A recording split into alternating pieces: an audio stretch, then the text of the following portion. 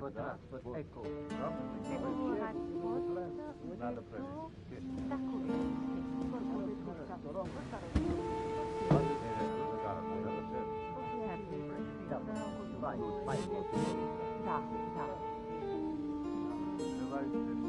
development you predicted in the Kastner case happened unexpectedly. Please come back immediately. How can it be unexpected if I have predicted it? Poirot! My friend! Is that you?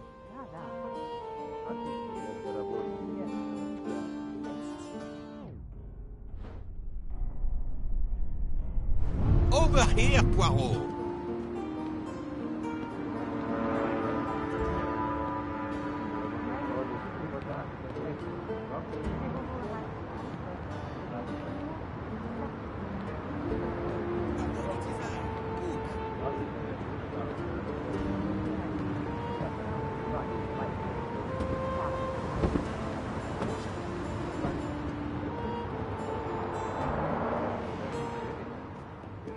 Poirot!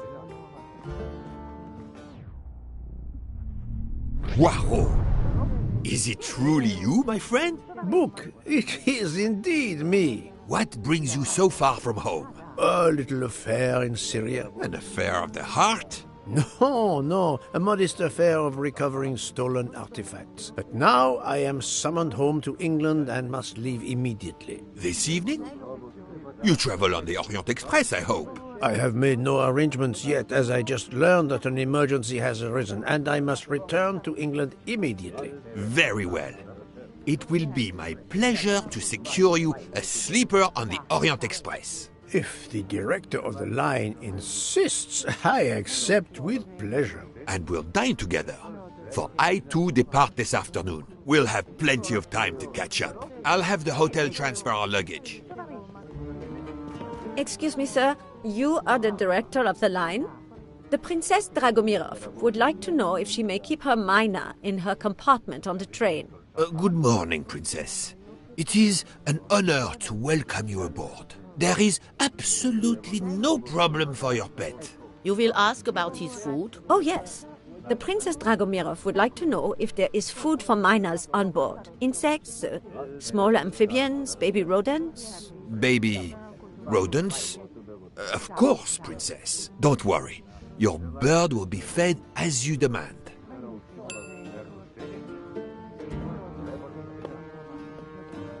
You there, desk clerk. One moment, sir. Listen to me. Call the police. My train ticket has been stolen. Stolen? Oh dear. Oh dear. You travel by the Orient Express, monsieur? Arbuthnot. Captain Archibald Arbuthnot, formerly British Army, now retired. And yes, I'm taking the Orient Express to Paris. But what business is that of yours? My name is Book. I am the director of the line at your service. And perhaps this gentleman could assist you. He is Hercule Poirot. But I must make that train. A train ticket. Yesterday I recovered artifacts worth several millions. Please, my friend. It's not just any ticket. It's an Orient Express ticket. Very well, I will investigate. Thank you, Poirot. I will arrange a car to Cirkeci station for us.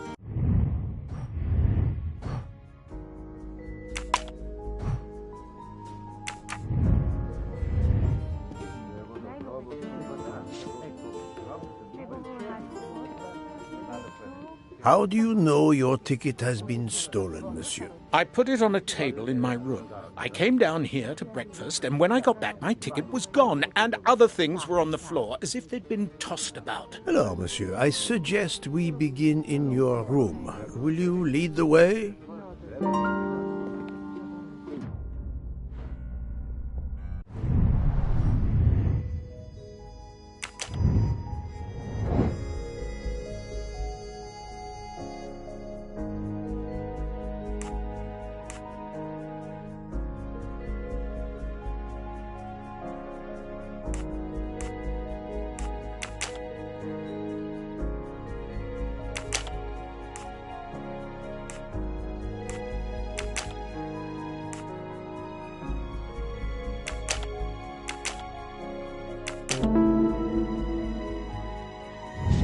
That's the right answer.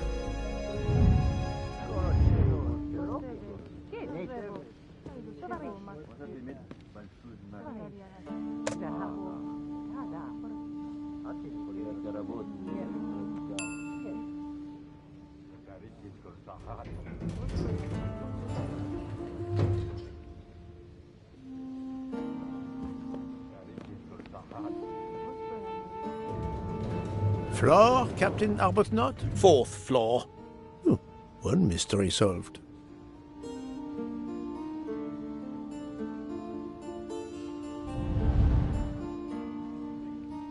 Fourth floor. The task may be trivial, but I must not let the little grey cells wander.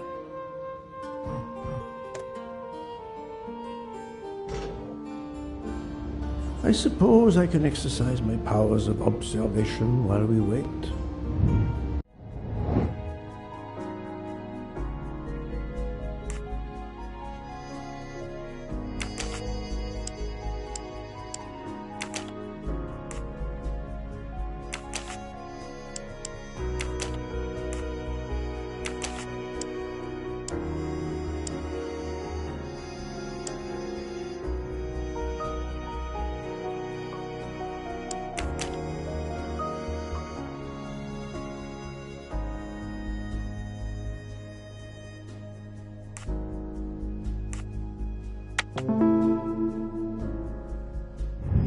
My little grey cells did not let me down.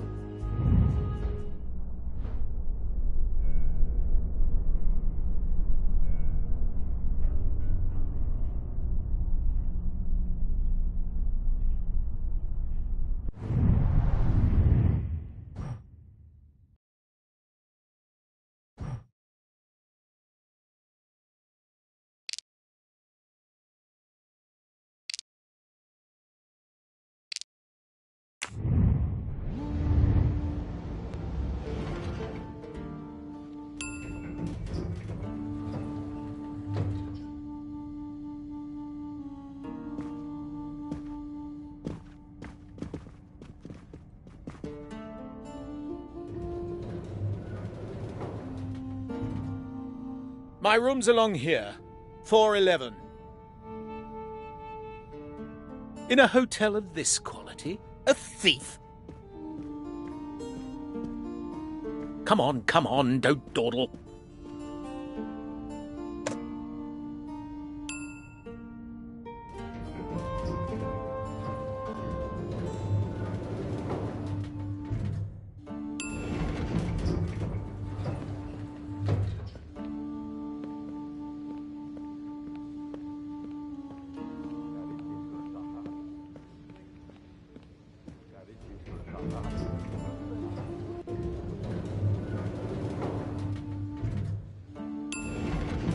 In a hotel of this quality? A thief? Come on, don't dawdle. It'll be a disaster if I miss that train.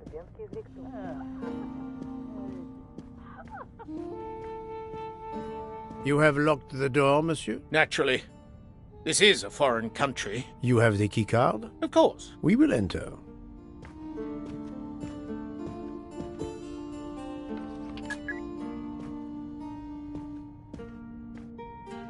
The lock has not been tampered with.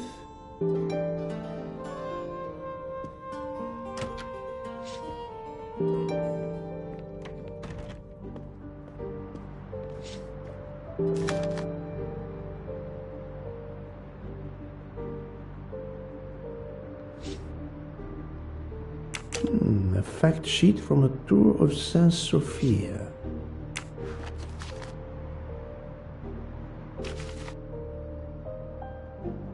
A stamped reservation for the Bosphorus ferry.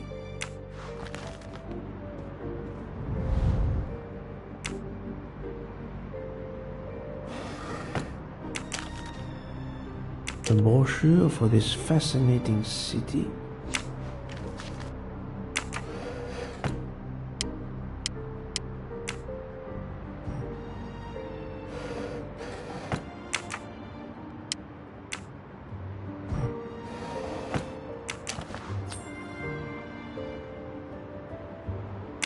Another golden mustache to treasure.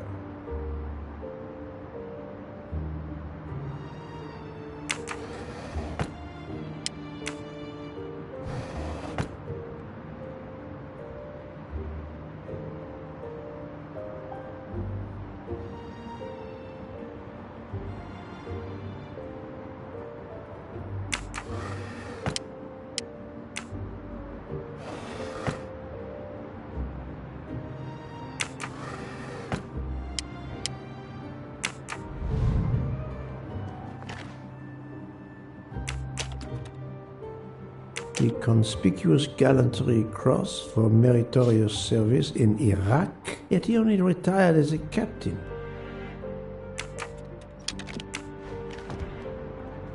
Four floors. It's impossible for a thief to have exited through the window.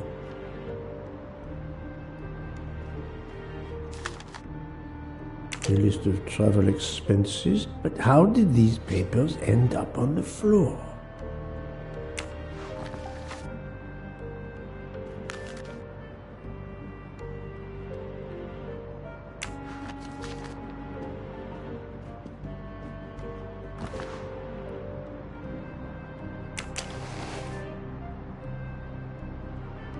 The wallet is somewhat worn. It contains just over $200 and the usual cards.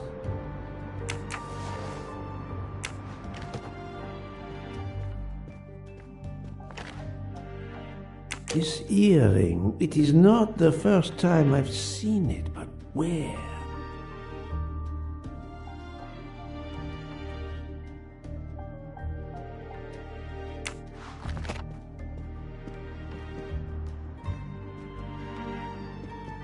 The bed is skillfully made.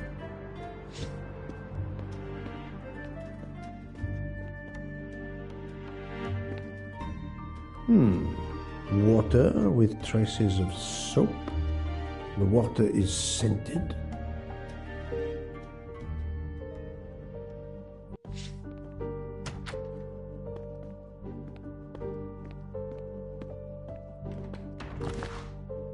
A perfume bottle.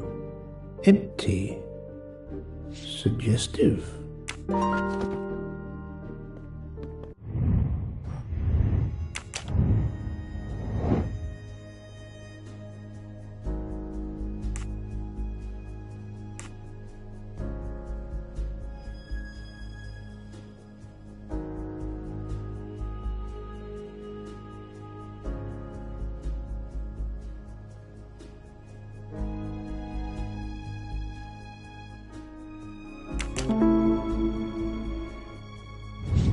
Et voilà.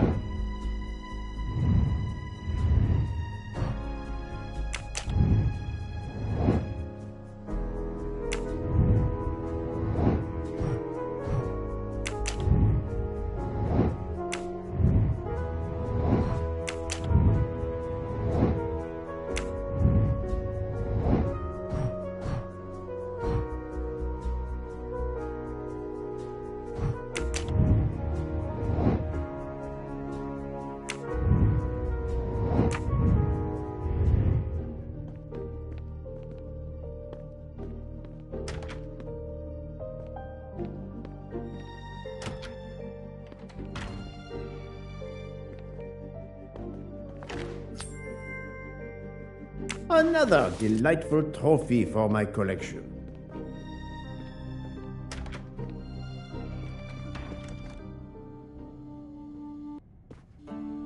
How long were you at breakfast, Captain? Half an hour or so. Just a roll and some coffee. How long were you at breakfast, Captain? Half an hour or so. Just a roll and some coffee.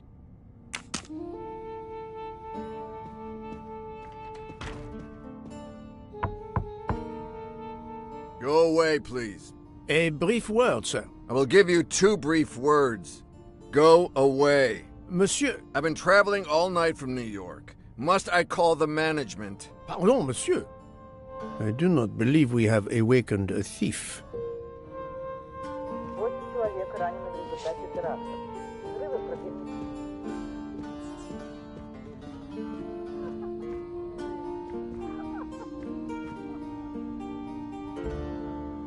The room is apparently empty. I will leave it for the moment. The room is apparently empty. I will leave it for the moment.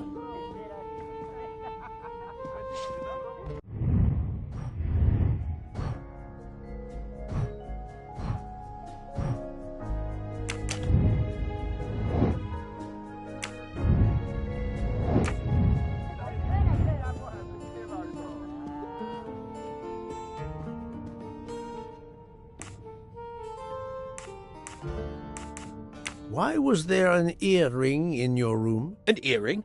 A previous guest, I suspect. I don't wear them.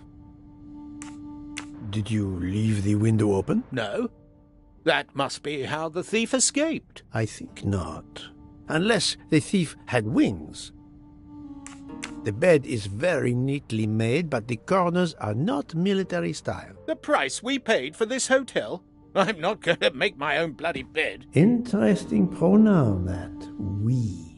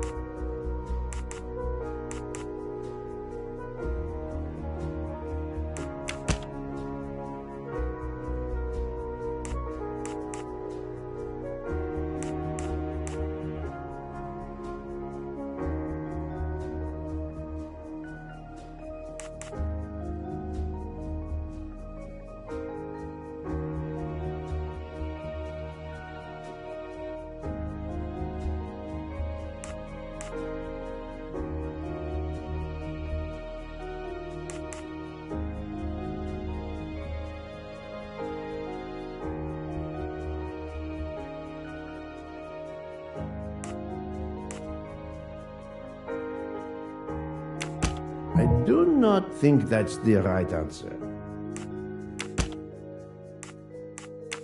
This is wrong, but I'm never far from the truth. I do not think that's the right answer.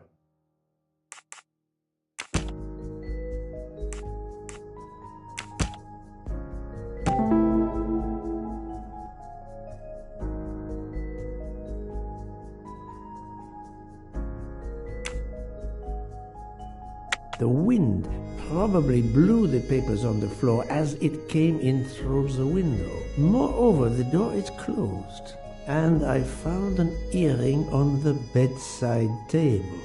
The captain invited a woman into his room. Maybe she is our culprit. That's the right answer.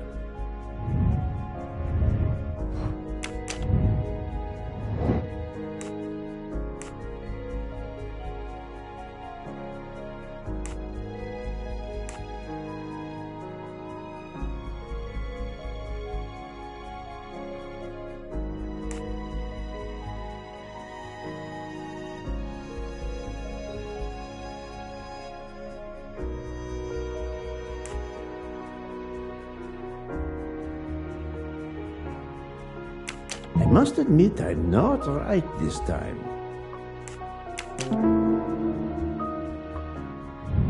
I'm right again. That happens to me a lot.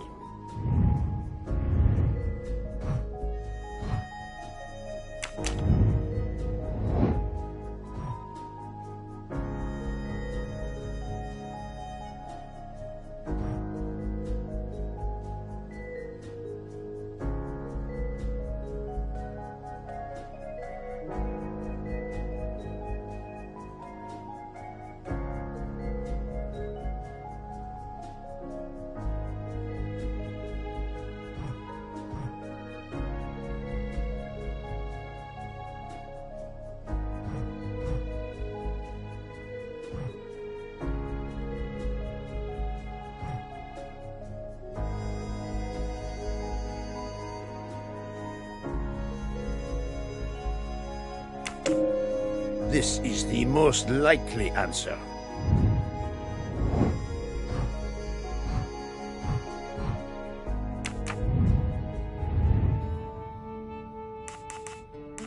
Captain Arbuthnot, I have examined your room. Much was revealed, possibly more than you expected. Rest assured we will soon find your ticket. It's about bloody time. I have a train to catch. As do I. You are traveling on the Orient Express? Oui? If you will be good enough to answer a few questions, we may both make our train. Ask away. Please give me an account of your movements yesterday. I spent most of my day in Istanbul, sightseeing. I returned to the hotel as the sun was setting. The desk clerk can confirm I was alone when I picked up my key. I spent the night alone. I had no visitors in my room.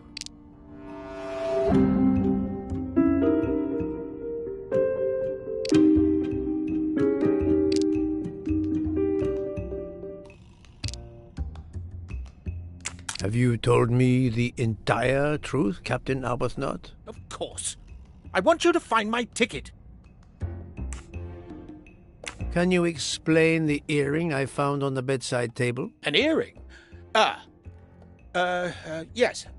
Forgive me, Mr. Poirot. I had some business correspondence that wanted answering. The hotel provides help for business travelers. They sent up a secretary.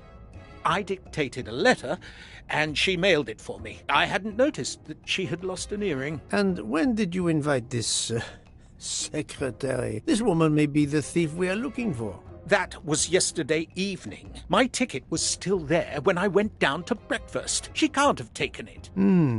I see. Never mind. It is easily checked. And there was no other person in your room? No, I swear there wasn't. Well, never mind. If it is not her, there is only one option left. Fine. Please finish your job quickly. I'll be downstairs in the lobby.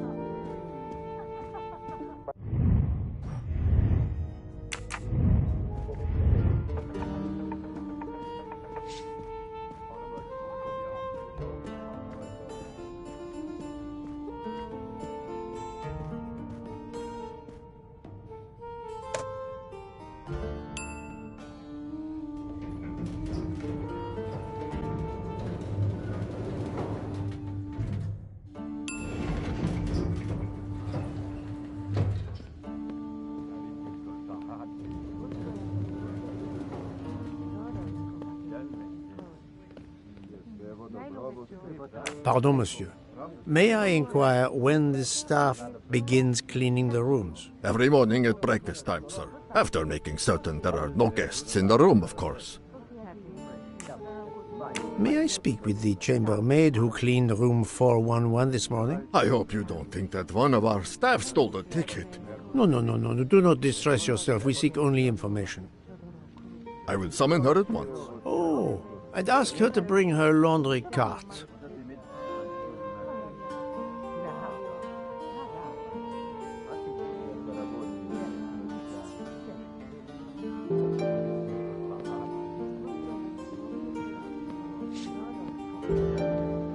Do not be frightened, mademoiselle. Did you clean room 411 this morning? Room 411? Yes, that is one of mine. Did you see a ticket on the desk when you entered the room? I'm sorry, I didn't notice a ticket. There was a wallet, but of course I did not touch it. Did you open the window? Yes, we always air the rooms. Oh, but I forgot to close the window. While I was making the bed, the person from next door was pounding on the wall. I wondered if he needed assistance. I tossed the dirty sheets in my cart, quickly finished mopping, and went to see, but it was nothing. But I'm afraid I left the window open. I'm so sorry. The window left open, papers scattered on the floor. The chambermaid cleaning the room. I believe I can now visualize what happened.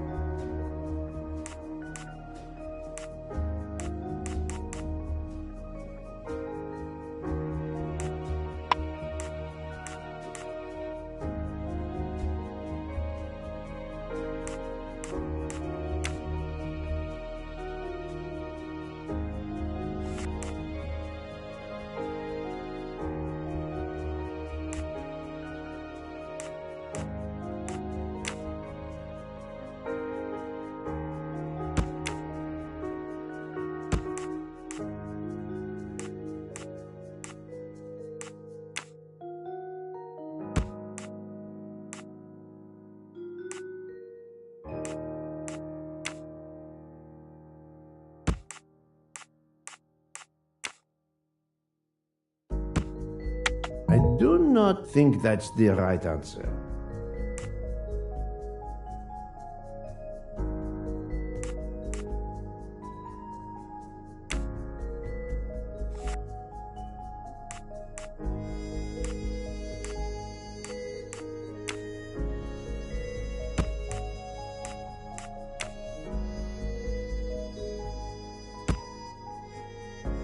This is wrong, but I'm never far from the truth.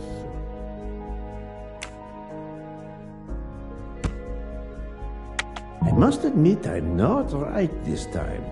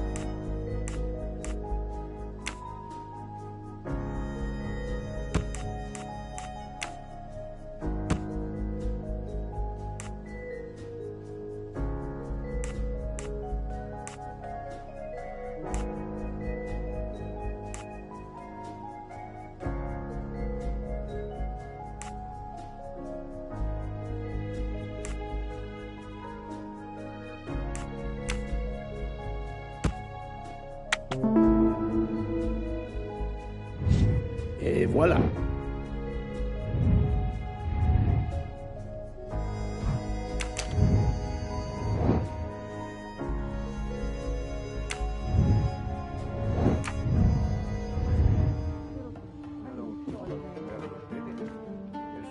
Mademoiselle, would you be so kind as to look in the sheets from room 411?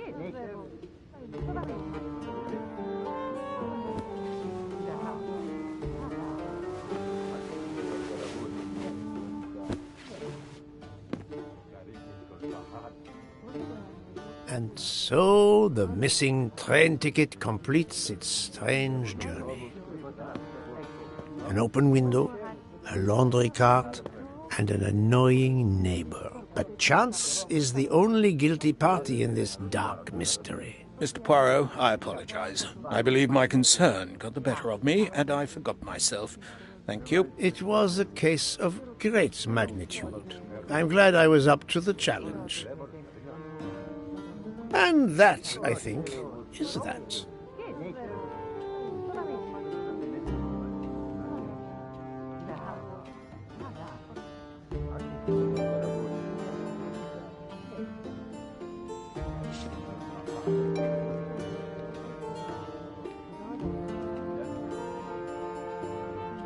Our bags are all packed. I have my ticket and papers. If you give me yours... I'll hang on to mine. But as your secretary... As my secretary, you see to the bags, Hector. Yes. Yes, sir. That man, I have a curious impression of him, as if I were observing a wild animal, uncaged.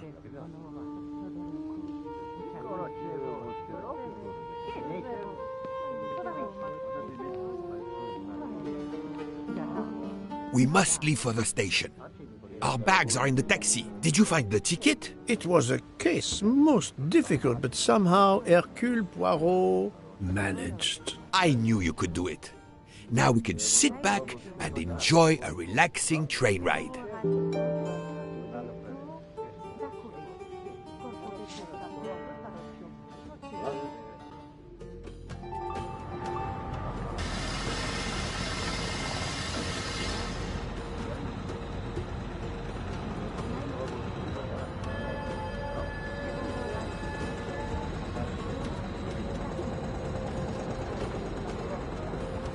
You are in luck, Poirot. Of course, no journey on this train is ever ordinary, but this is a special occasion. To celebrate the 140 years of the Orient Express, the engine will be none other than the splendid Pacific 231G558. There she is, Poirot. The most celebrated train in history. Oh, my eyes fill with tears of pride. It is time we were aboard, my friend. Follow me. The wagon-lit conductor, Pierre Michel, will direct you to your compartment. Lead the way, Book. It was built in France in 1922 by the Compagnie Batignolles-Châtillon. At the time of its purchase by the SNCF in 1938, it could reach speeds up to 130 kilometers per hour. Wait until you see. It is like traveling back in time. Today, the train is limited to 100 kilometers per hour. I assure you, that will be more than fast enough to get you to Paris in time for your connection to London. In the meantime, you will bask in the magic that is the Orient Express.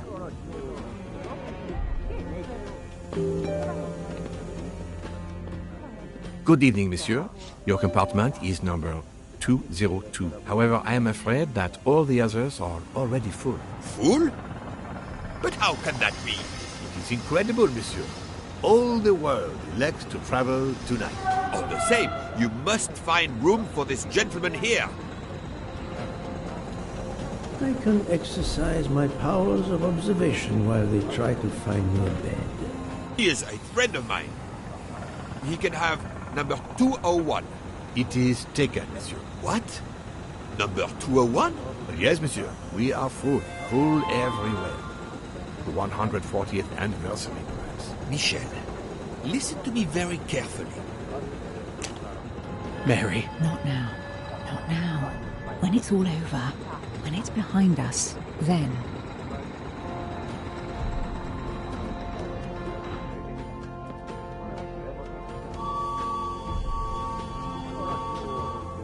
Is everything aboard the train, Hector? In your compartment, Mr. Ratchet. I'm having them disinfect the room again as you instructed. I also got a call from the Indians. The sale is going through as you expected. There was never any doubt. No other phone calls, Hector? From Geneva or Venice? No, sir. Who were you expecting? Never you mind. Check our tickets. We're not going in until everything is confirmed. The young man seems quite agreeable, but the other, the older man, is something quite different.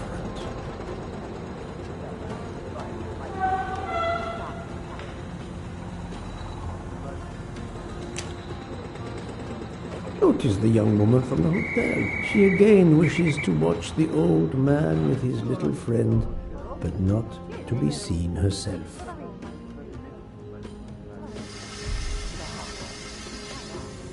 Darling, we have to get aboard.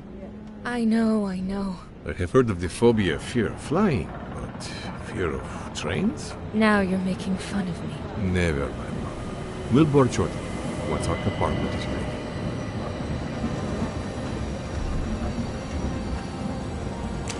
Why did you order so much lobster, Hotaru?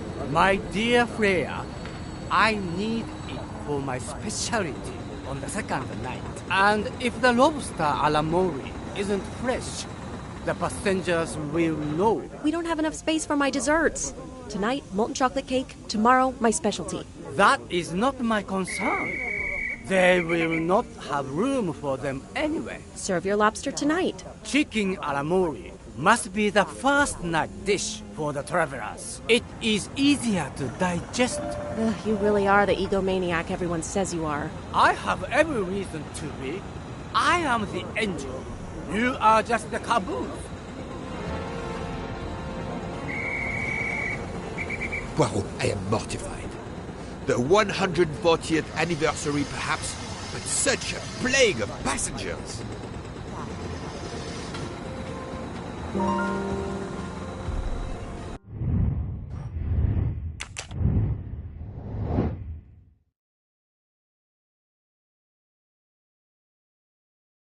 Nice.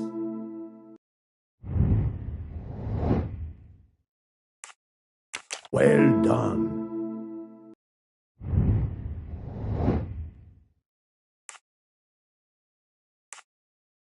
Good.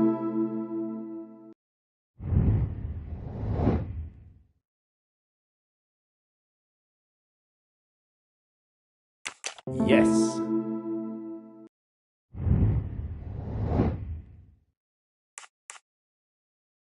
Brilliant. Et voilà.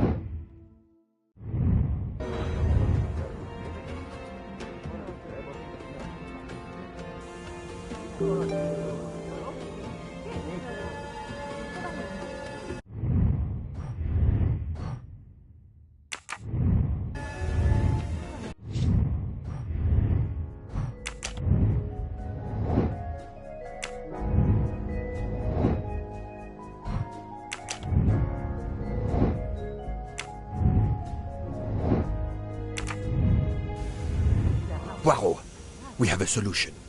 A gentleman has not yet come. An Englishman, a Monsieur Harris. A name of good omen. It is already time to leave. What do I care for Mr. Harris? As Monsieur pleases. I had your things sent straight to your compartment. Unfortunately, you will be with another traveler. No. Only for the first night. It cannot be helped. I will survive, mon ami. Monsieur Book, we can't find enough space in the kitchen refrigerator to store all of my ingredients. How is it possible? His recipes are extravagant. We need to leave something on the platform. If my lobsters don't go, I don't go. And have the passengers on the Orient Express go hungry? Never! Must I intervene? The problem is unworthy of Poirot, but I do not intend to starve on the most luxurious train in the world. Thank you for coming to help us. It is impossible to fit everything into the Gary's refrigerator. Obviously, my entrees are more important than dessert. If Mr. Mori delays his lobsters for a day or two, we can restock at another station. Delay? You ask me to delay? Freya? Calm yourself, my friend. I'm sure we can find a solution. Is that a diagram of the refrigerator? May I see it? Yes. He refuses to look at it.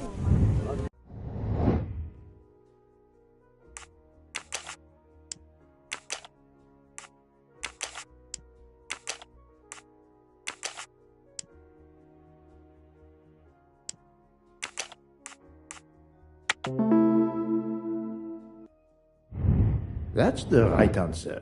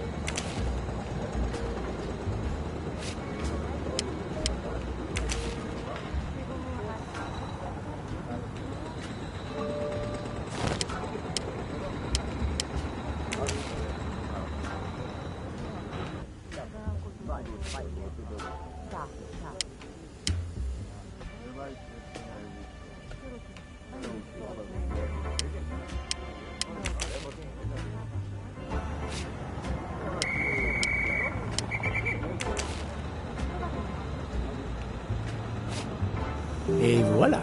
You saved tomorrow night's dinner.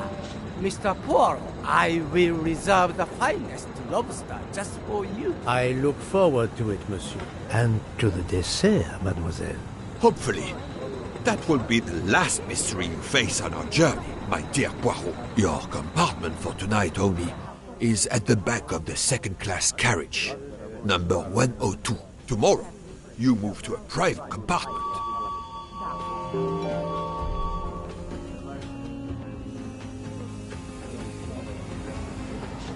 Welcome, Monsieur Poirot. I apologize for the delay. Thank you, Monsieur Michel. I am delighted you could accommodate me.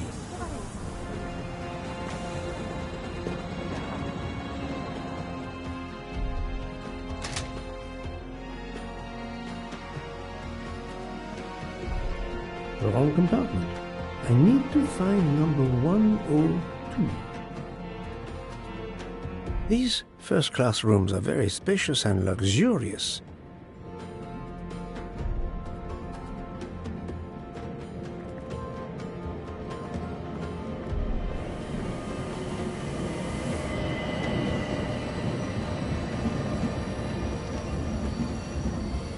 Pardon me? Oh, my apologies.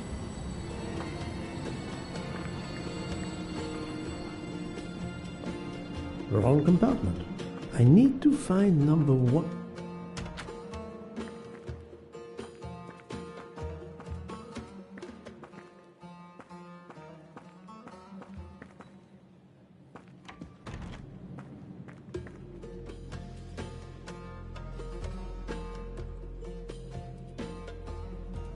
This lady has a style of her own, eccentric but chic.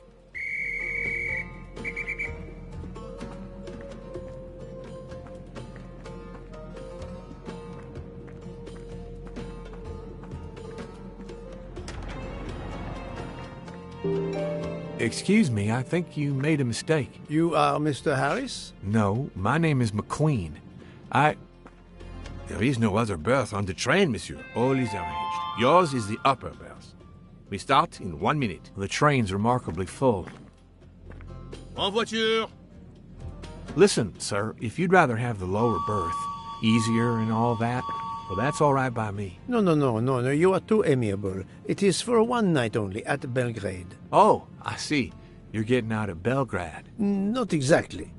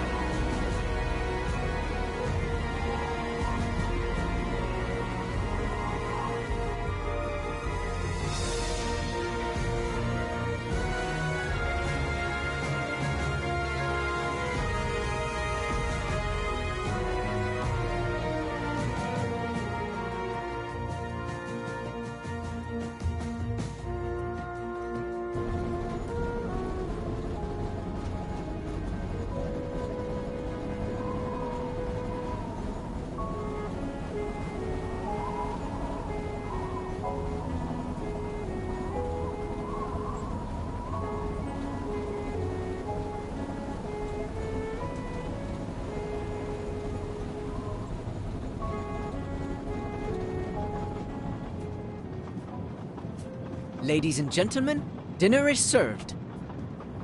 You may join the rest of the passengers in the dining car.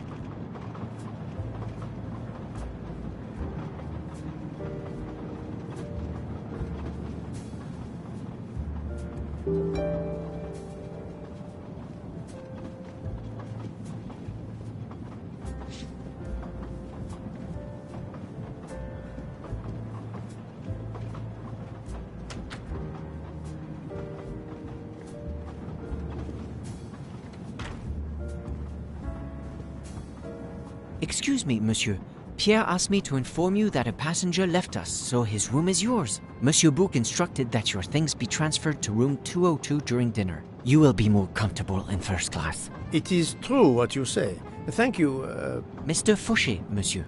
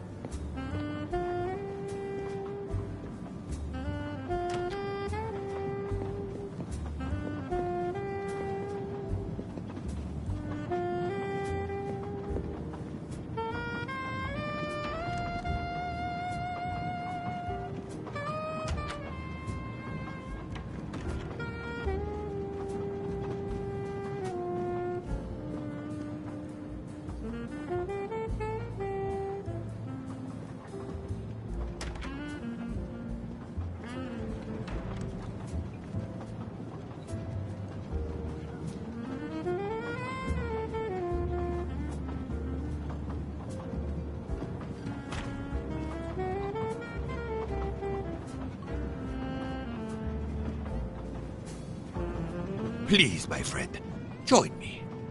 I have taken the liberty of ordering you your lobster. Thank you. It appears our fellow passengers are all gathered here again tonight. Ah. If I had but the pen of a Balzac, I would depict the scene.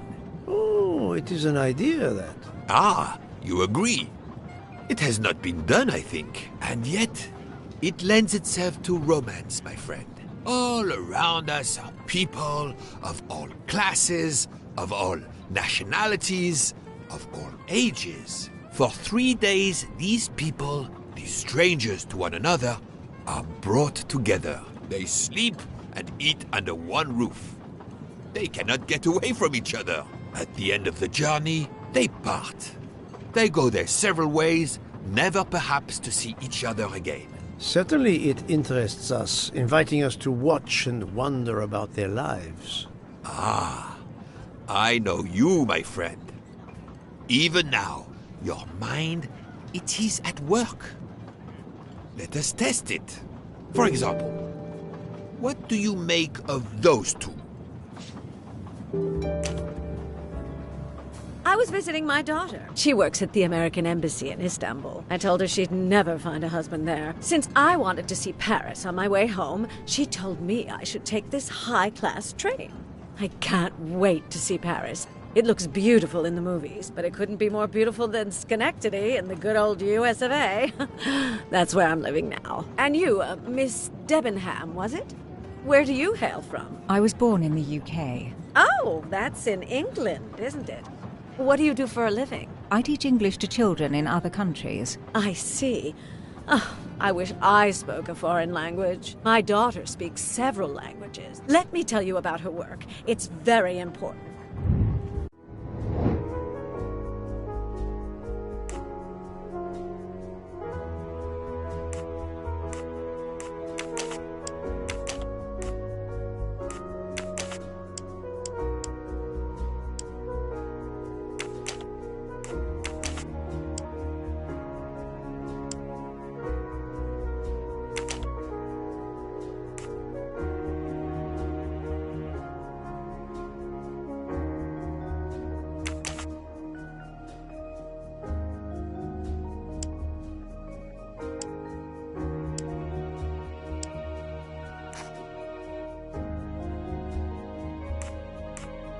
This is wrong, but I'm never far from the truth.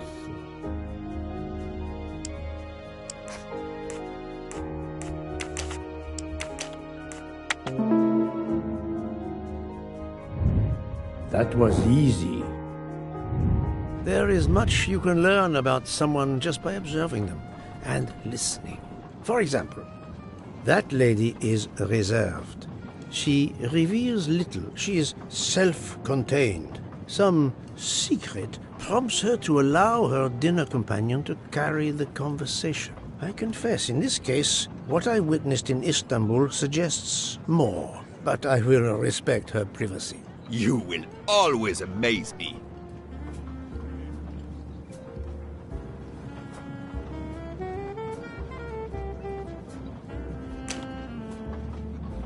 Mamma mia, you can feel the power of engine. We climb into the mountains with ease. I know something about the power, and this baby has it in spades. There's something special about a train, I'll give you that. I sell toys, and model trains are one of our biggest items. And not just for children, either. You sell model cars too? Sure, but give me a train any day. Oh, my friend. What do you have against the cars? Now I work at Fortuna in Italy as a spokesperson. We are producing the next generation of electric cars, the Fortuna Firenze. Like the city, it is beautiful. We got the competitors looking over their shoulders so much, they're going to hit something. Didn't mean to be insulting. It's just that there's something magical about a train.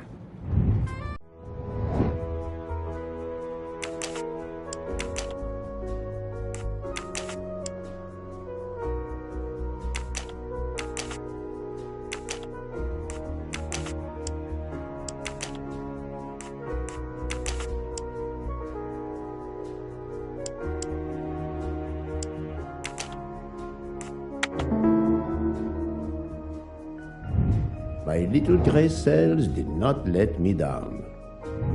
The loud gentleman is very confident, a master of his own fate. It is as much in the inflection as it is in the words. He believes in winning, also that he is the one who will win. You are a magician. Oh, it is not a parlor trick, my friend. It is simply observation.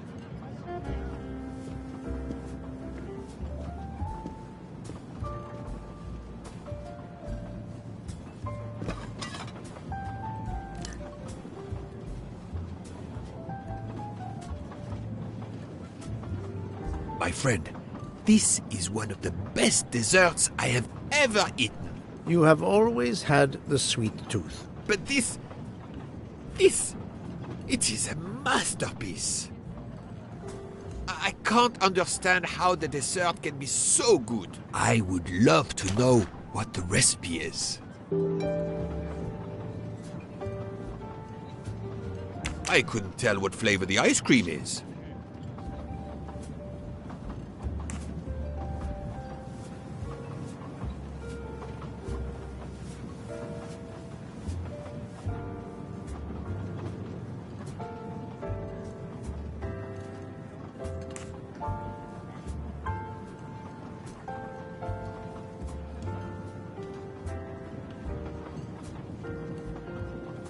It looks like lemon.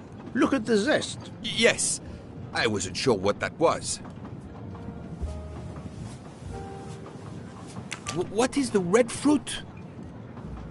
It looks like a raspberry. You have a good eye, Poirot.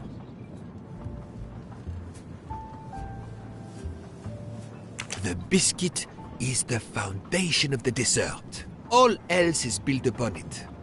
What do you think?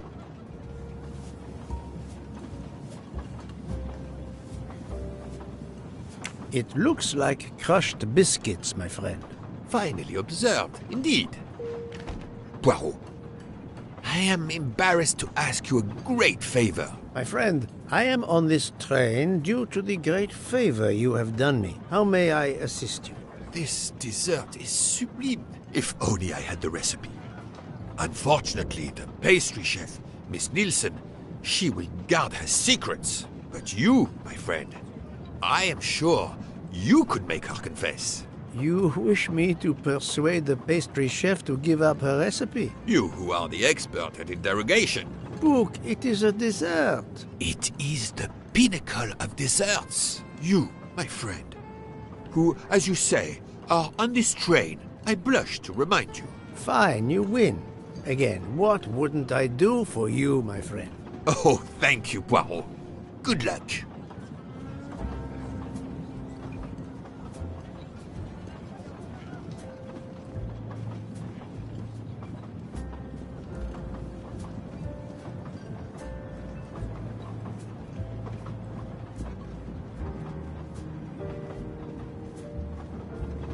Good evening, mademoiselle. Good evening, sir.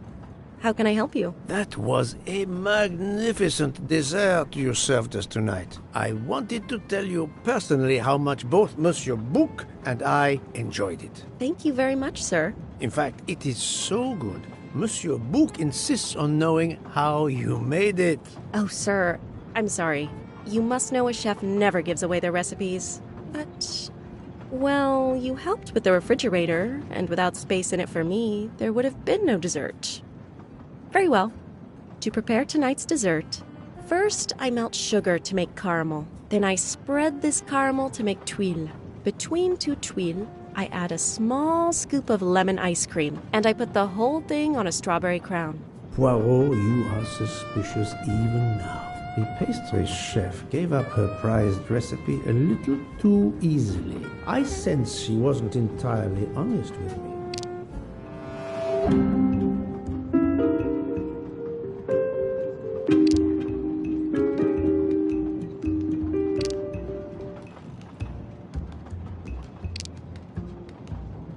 Thank you for sharing your recipe with me, but I doubt those are strawberries you're using. Oops. You have a good eye, Monsieur Poirot. Very well. What fruit do you think I used? You used raspberries, not strawberries. I'm not fooled. You're right. Mr. Bouc, he couldn't tell the difference. Let's move on to the bottom part of the dessert. My favorite part of the dessert. First, I melted some butter. I crumbled pieces of chocolate into the butter. Then I placed the mix in a circular mold. Finally, I let the whole thing cool down to let it harden.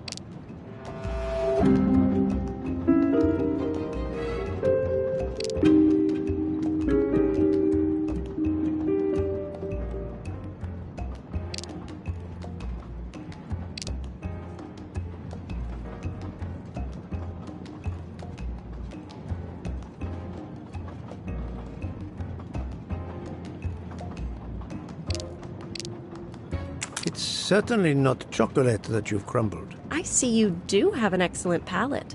Do you know what ingredients I used? A clever pastry chef might mix crushed biscuits with butter to create this delicious base. That's it. You're getting closer to the entire recipe. Closer? I've caught murderers with less difficulty than this. I'll give you one last challenge. I'm sure you will be able to figure out the order I mix my ingredients in. If you can, you will have earned my recipe. Mademoiselle, solving the murder of Roger Ackroyd was easier than this.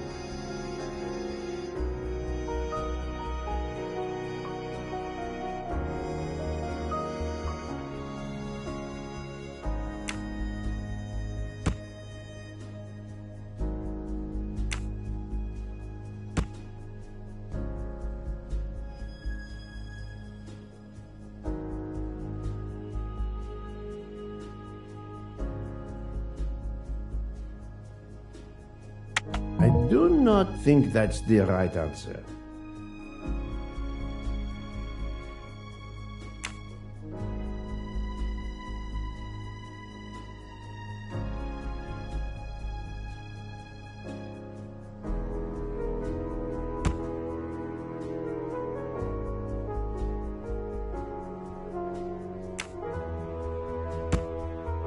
This is wrong, but I'm never far from the truth.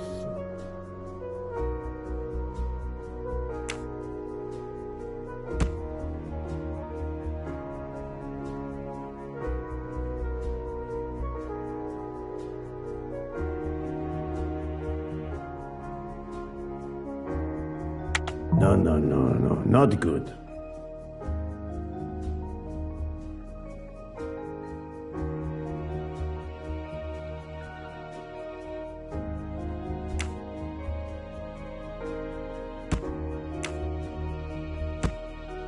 I must admit I'm not right this time.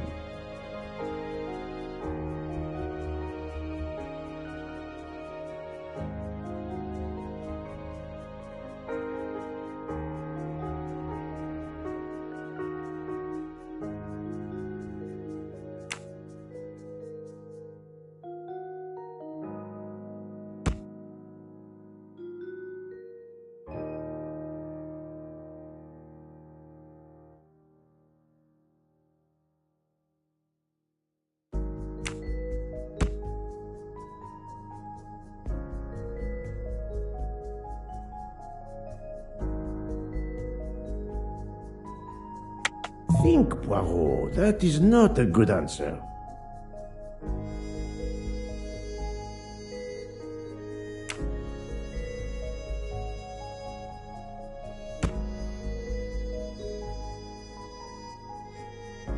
This is wrong, but I'm never far from the truth.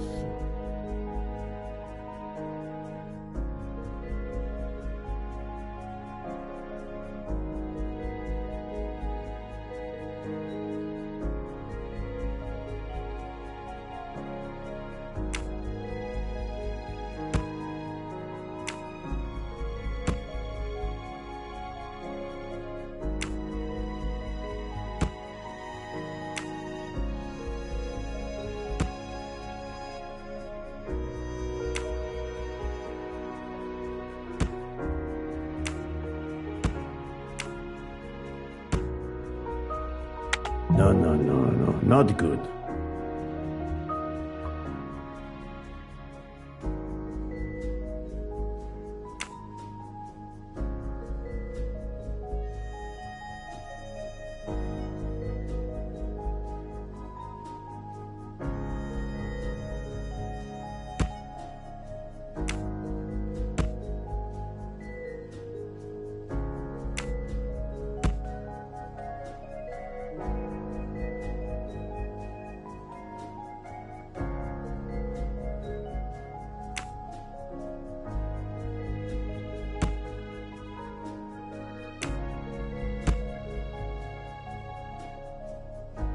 I do not think that's the right answer.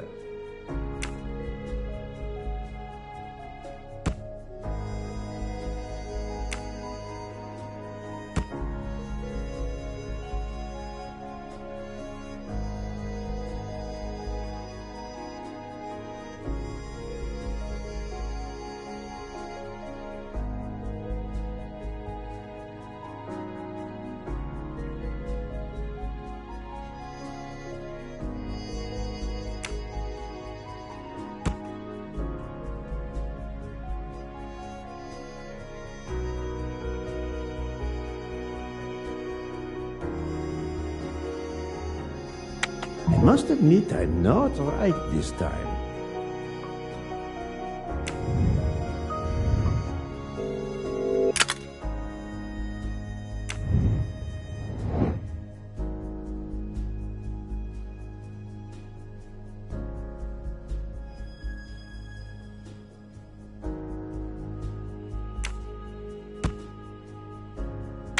Think, Poirot. That is not a good answer.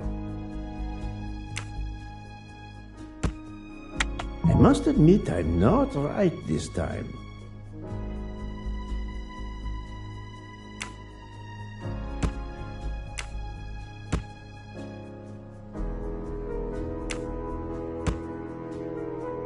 No, not good.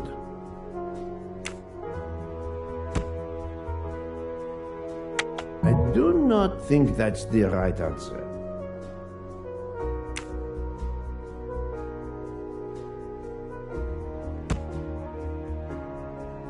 This is wrong, but I'm never far from the truth. Think, Poirot. That is not a good answer.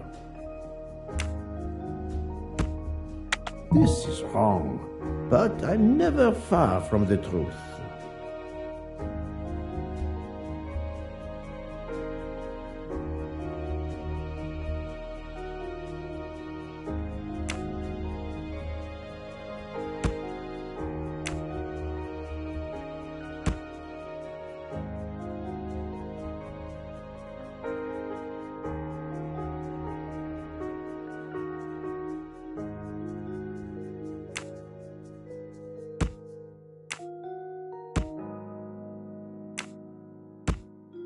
No, not good.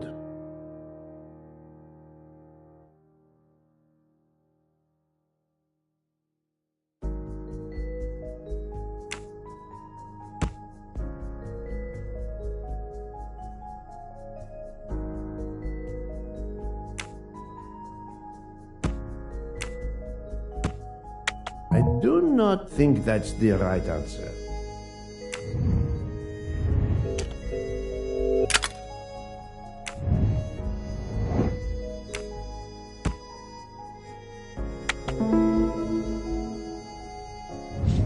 My little gray cells did not let me down.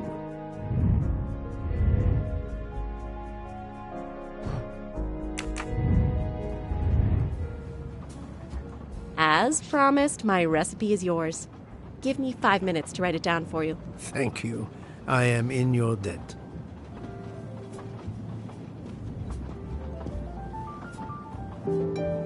I can take advantage of this moment to resume my little observations of the passengers.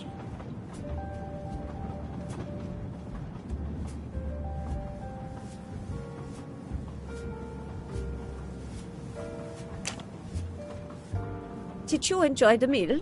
I'm not used to meals like this. You do not have good restaurants in Kenya? Actually, we do. This isn't the 1930s. I did not mean to offend. You didn't like the meal? The lobster, it was undercooked, and the potatoes were too dry. I expect, being Princess Dragomirov's assistant, you must be used to eating well. Cooking is an art.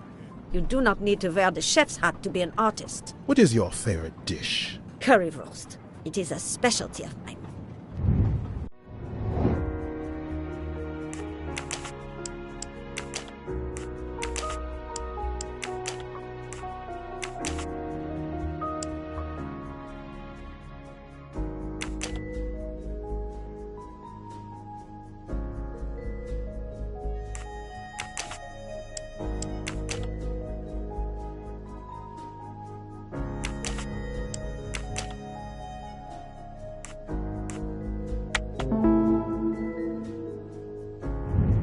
Et voilà.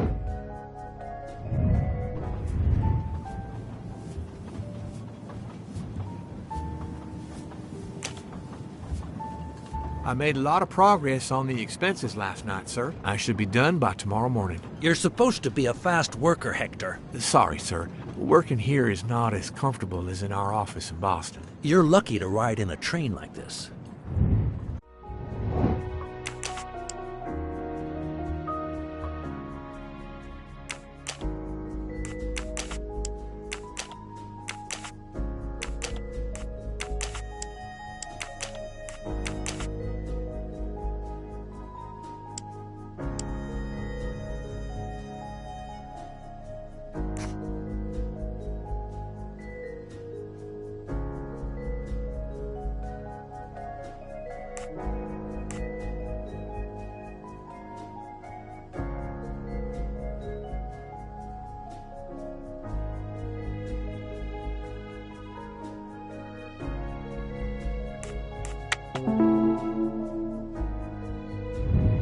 That was easy.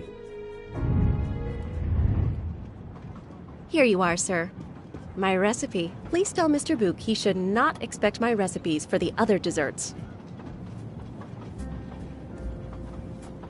Thank you very much, mademoiselle. I know he will sincerely appreciate the gesture, and I will make certain he gets the message.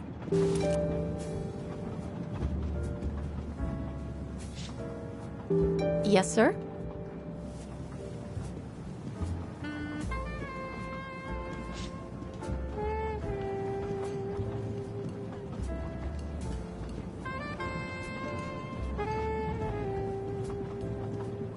Poirot, you were gone such a long time. It proved more challenging than I expected. This is wonderful.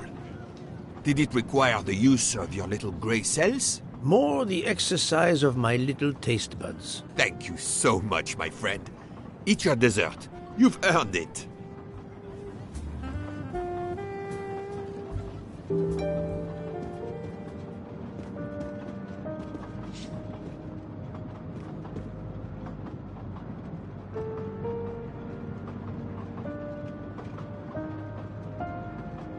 Good evening. My name is Ratchet. I think that I have the pleasure of speaking to Mr. Hercule Poirot, is that so? You have been correctly informed, monsieur. Your exploits are well known on my side of the Atlantic. In my country, we come to the point quickly. Mr. Poirot, I want you to take on a job for me. Are you interested in earning a lot of money? My clientele, monsieur, is limited nowadays. I undertake very few cases. Why, naturally. I understand that. But this, Mr. Poirot, means big money. Big money.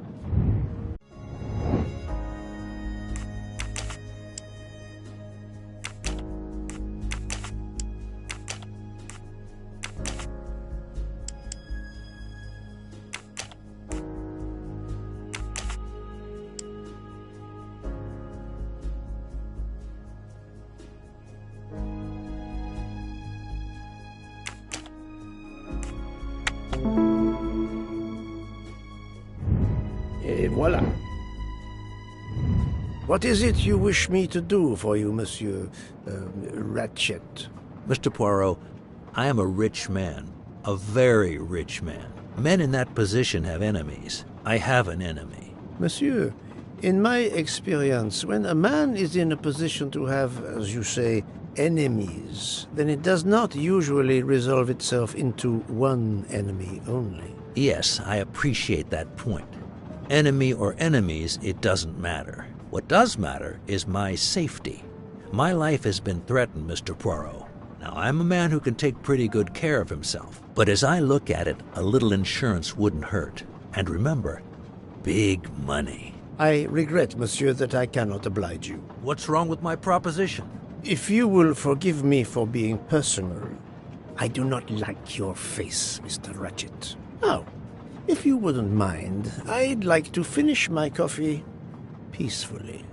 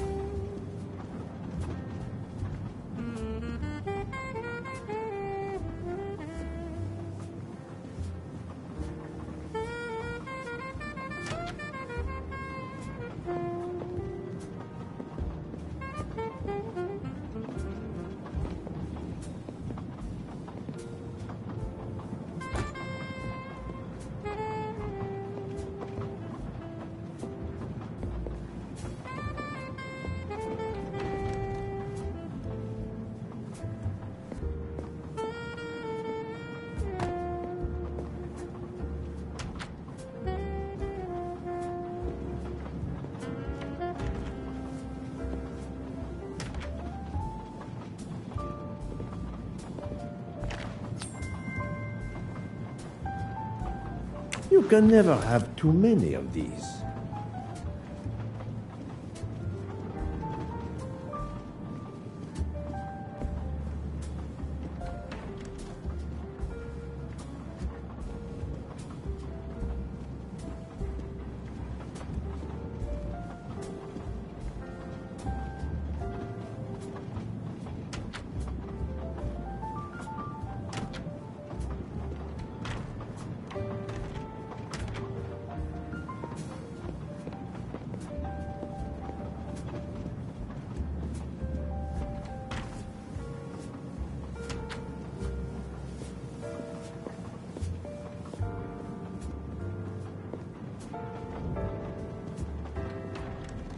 A nightcap, Monsieur Poirot?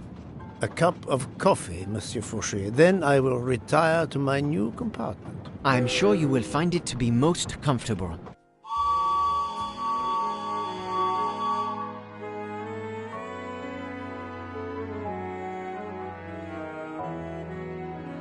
We have stopped? Yes, sir. Belgrade Station. If you'd like to go out and get some fresh air, now is the time. The train leaves at 9:15. No, I see that it is snowing. I will not seek out the fresh air. Probably a wise decision.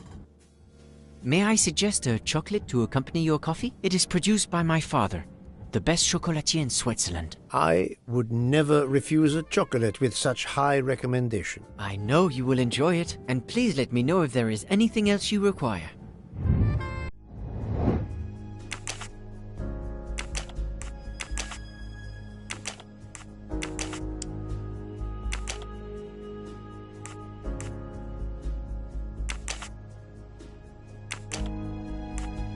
This is wrong, but I'm...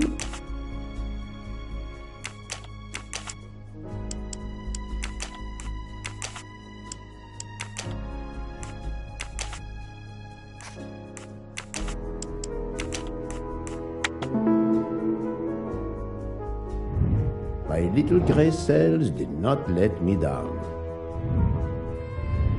Everything was perfect. Thank you very much. My pleasure. Is there anything you require, monsieur? No, merci.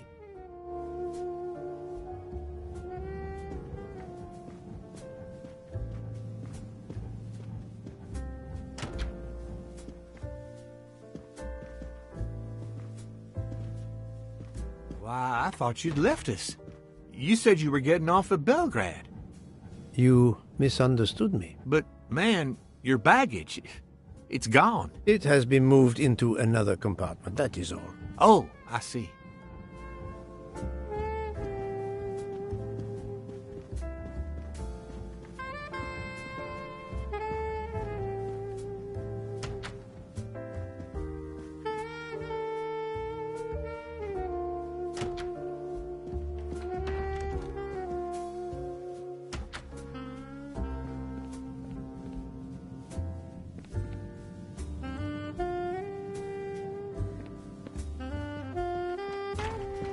I wish you a good night, Monsieur Poirot. Good night.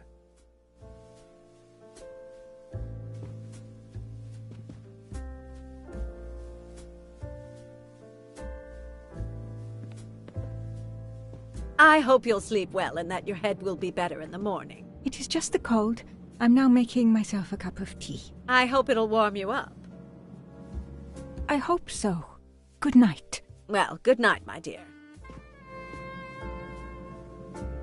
What a brave girl. On the other hand, that man there in the next cabin, Monsieur Ratchet, he scares the hell out of me. There's something wrong about that man. My daughter always says I'm very intuitive. When Mama gets a hunch, she's dead right. That's what my daughter says. And I've got a hunch about that man. He's next door to me, and I don't like it. I put my bags against the communicating door last night. I thought I heard him trying the handle. Well, whoever you are, I'm going right to bed to read. Good night. Good night, madam. Whoever I am?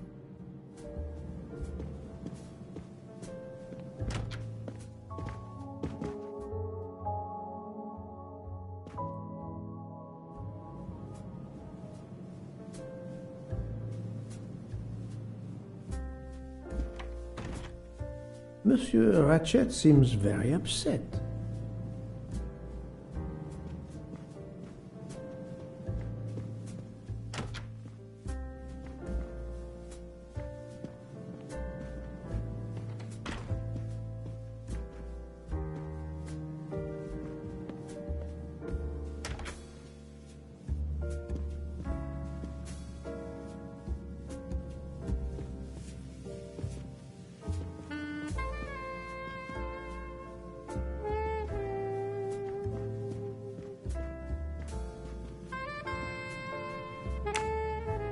Ah, finally a real bed fit for a king, or a very tired detective.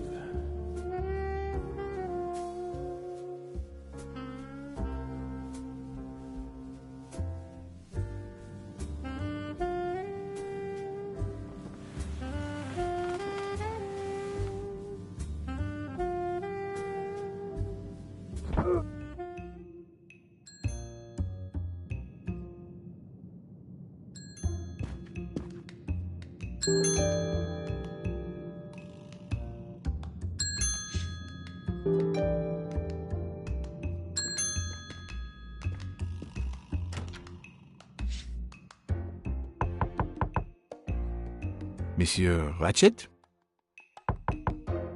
Ce n'est rien, je me suis trompé.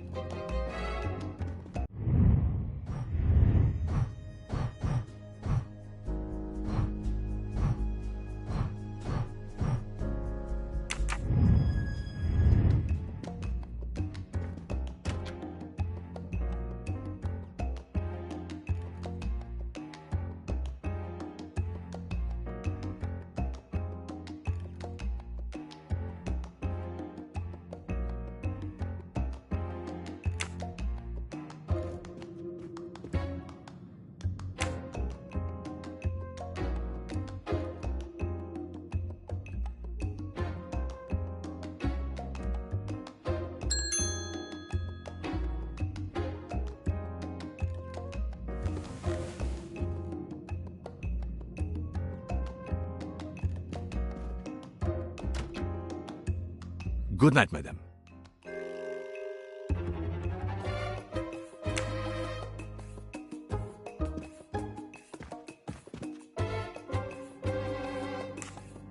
The American lady? Yes, don't worry. You'll know how Mrs. Hubbard is. Imagine to yourself the time I have had with her. She insists, but insists, that there is a man in her compartment. Just imagine it, monsieur.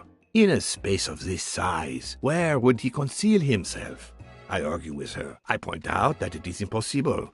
She insists. She woke up and there was a man there. And how, I ask, did he get out?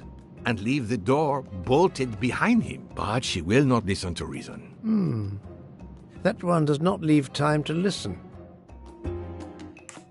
The train has stopped, Mr. Michel? We have run into a snowdrift. Heaven knows how long we shall be here. I remember once being snowed in for 7 days. Where are we? Between Winkowski and Brod. Oh la la. It's time for me to go back to bed. I wish you a good night, monsieur. Or what is left of it.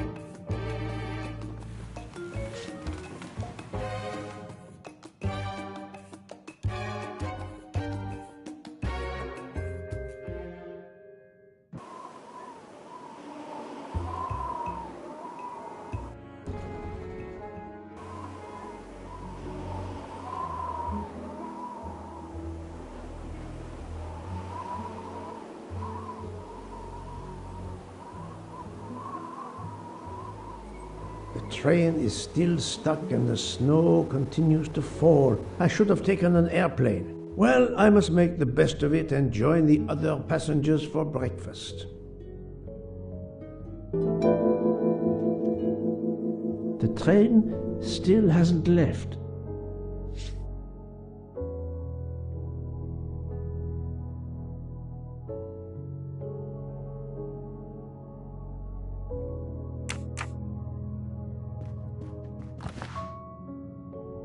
The mustache comb to tame unruly knots.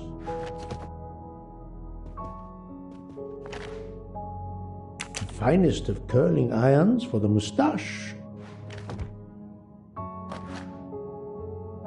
Wax to preserve the perfect symmetry of the mustache.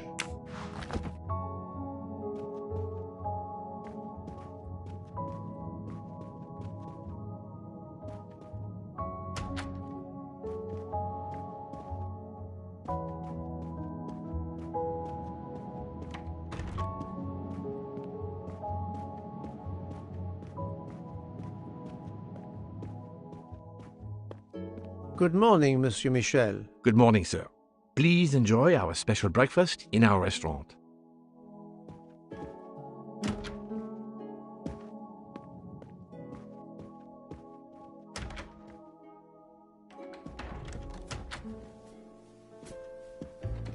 This delay is intolerable. I am supposed to be demonstrating the Firenze in Paris in 2 days. Ah, your electric car. Yes, that's bad luck. Bad luck? If I miss that demonstration, I'll be in deep trouble. Just text your people in Paris and warn them. Of course I tried that, but there is no network service in these mountains.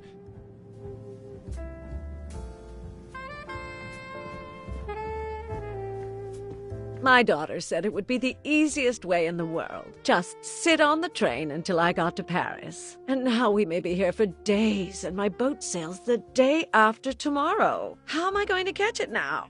I can't even send an email to cancel it. I'm just too mad to talk about it. My colleagues were to meet me in Paris. They will wonder what has happened to me. I can get no words to them. What will they think? We have refugees to help.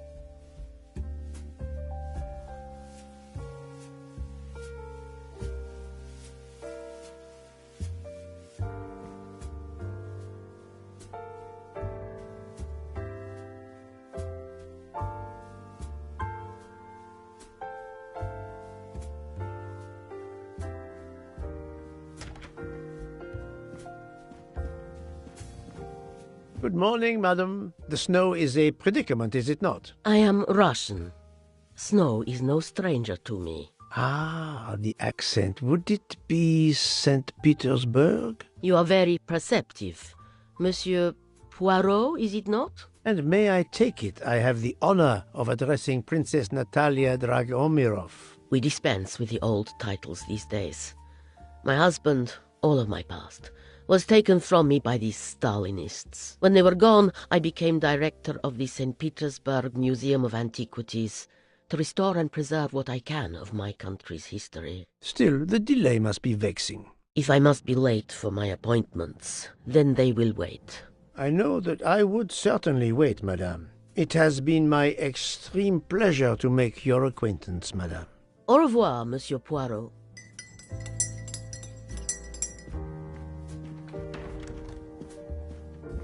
Mademoiselle, you are not concerned about the train stopping? What can one do? Indeed, this does not make the train move. You have great strength to remain calm at a time like this. I know one far, far stronger than I. And that is? Well, that old lady, for instance. You have probably noticed her. She just has to lift her little finger and ask for something in a polite voice, and the whole train runs. It runs also for my friend Monsieur Bouc, but that is because he is a director of the line, not because he has a masterful character. You don't have to have a strong will when you have power. But I suspect I did not need to tell you that, Mr. Poirot. Mr. Poirot. Good morning, Mr. Fauchet. You have early customers, I see. Yes, I am stuck serving here as well at breakfast. Everyone is impatient. They keep complaining that the train is not moving. As if I could get out and push it. It's too early for me to order a boxcar. That is the appropriate drink, I believe. A gin, triple sec, lemon and grenadine mix. A drink for a train indeed. But not perhaps for my breakfast. I think I will settle for an omelette. Good luck, sir. Miss Nielsen is helping to serve in the dining car.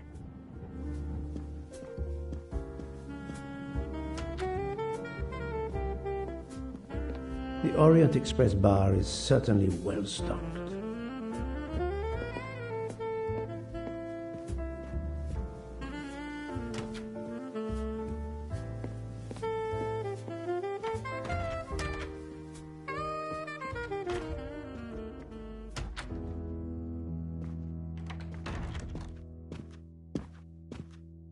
How long are we expected to be stranded here? It won't do much good complaining to me. That fellow there with the moustache, he may know something. Excusez-moi, sir. Yes? Monsieur Bouc asks for you to join him in compartment 203. Look here, Poirot. Can you tell us anything? I can tell you the snow, it will not move aside on its own. Of course, but you obviously have some influence with Bouc. I am going to see him now. I will ask him if he has any information.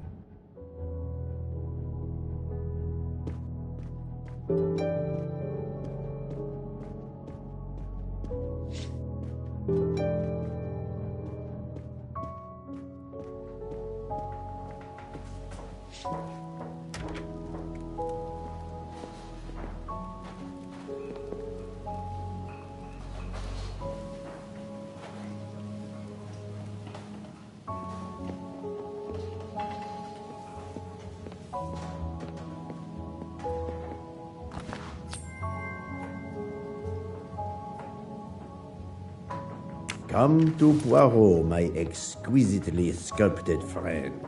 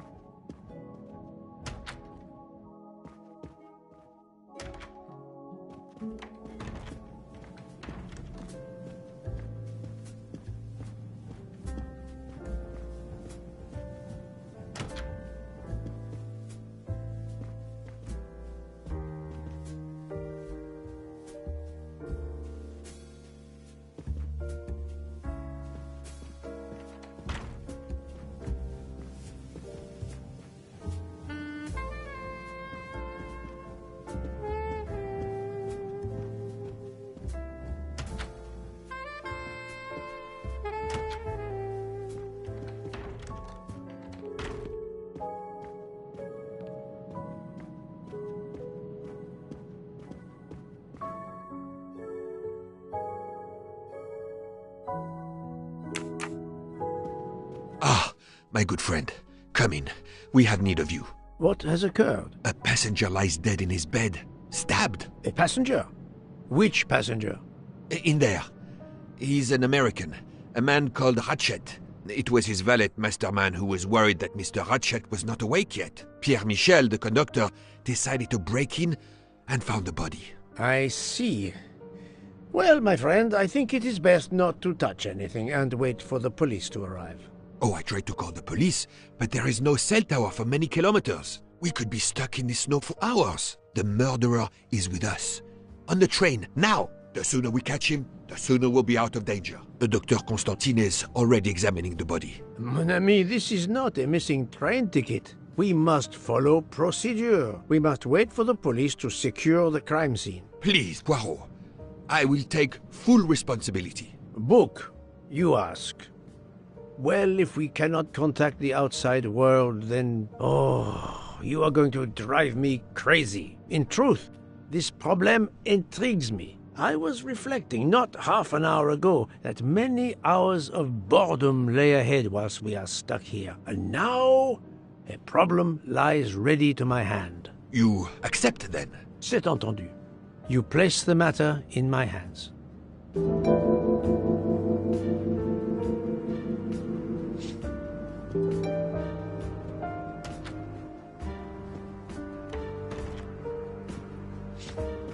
Mr. Poirot, I am Dr. Constantine.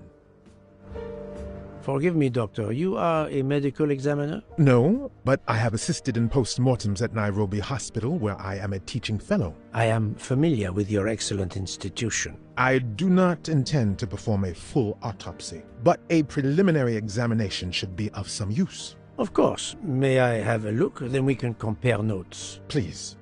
If you need any help, I won't be far away.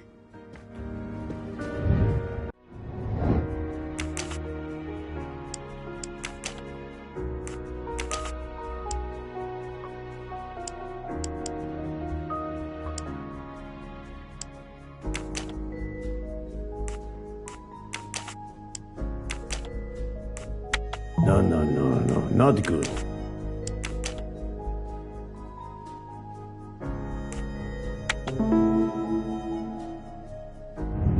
Et voilà.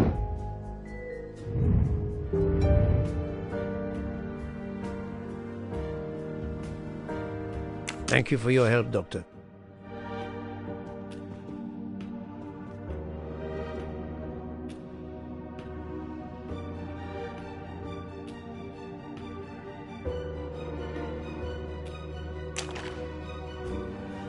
I'm sure I will find some interesting things inside.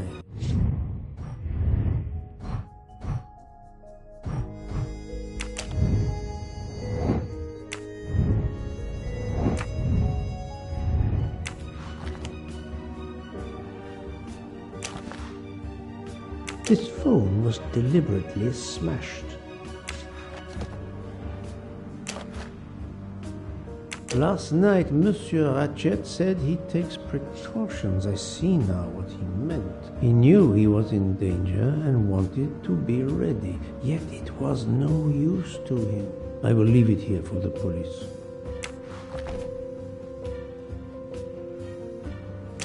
As you see, the victim has been stabbed many times. Several alone would have been fatal. Yes, I agree. An attack most savage. I will, of course, prepare a complete report on my findings. Thank you. I'll take photos.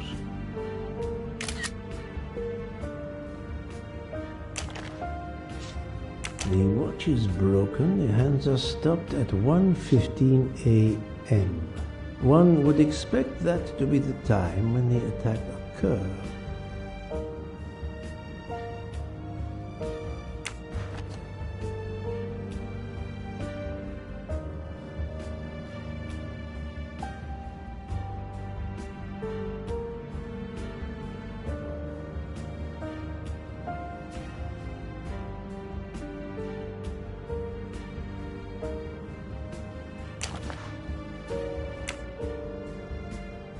Did it belong to Ratchet?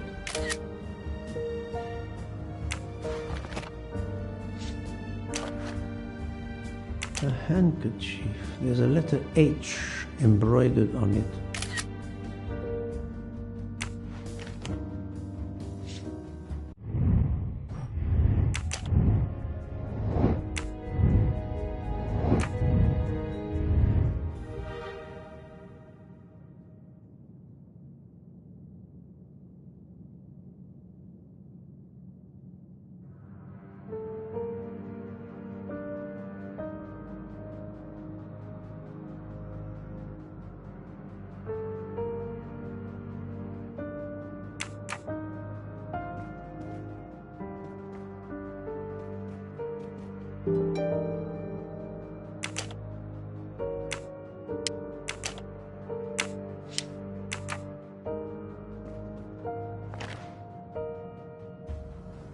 A box of sleeping pills.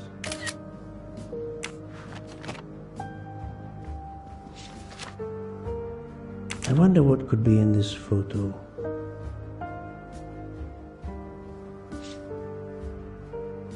I wonder what could be in this photo.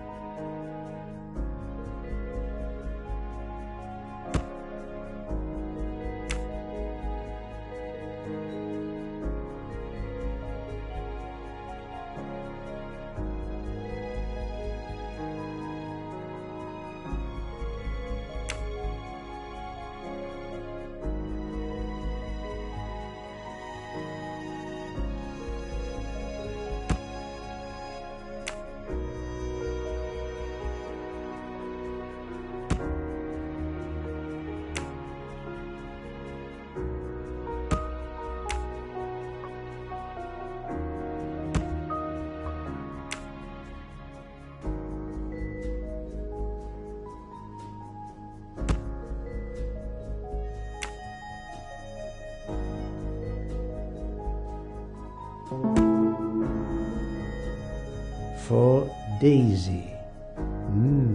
Interesting. I'm right again. That happens to me a lot.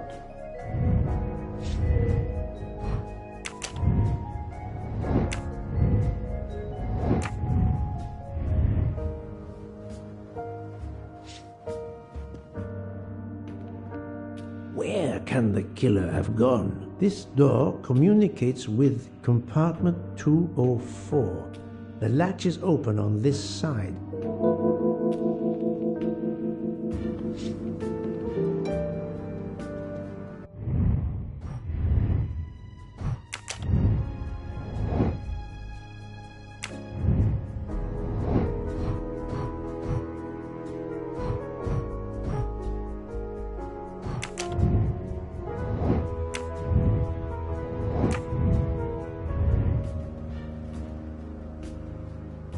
The snow is falling only lightly this morning. The murderer would have left tracks in the snow if he had jumped out the window.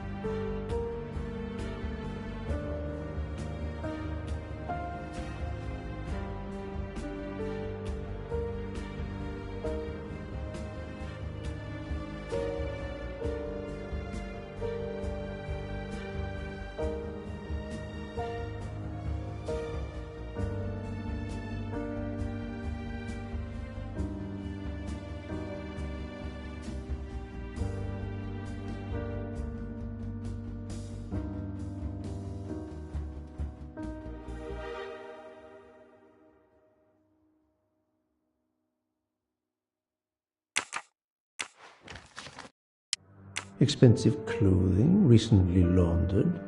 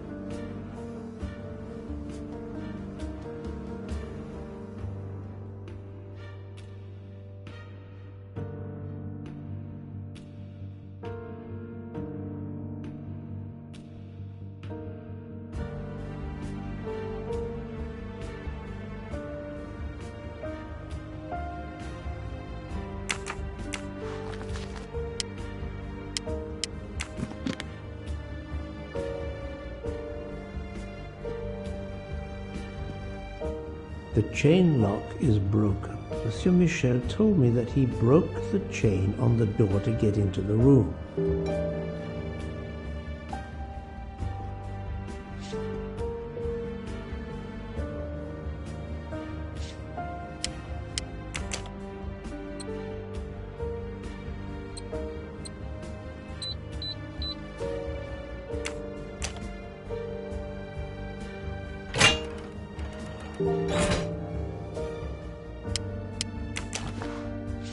Not very surprising.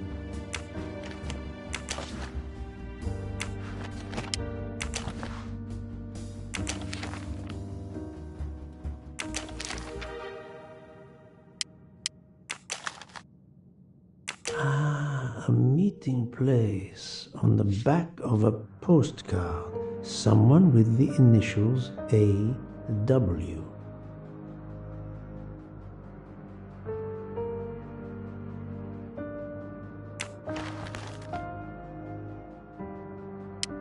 Ratchet had an appointment he will never keep.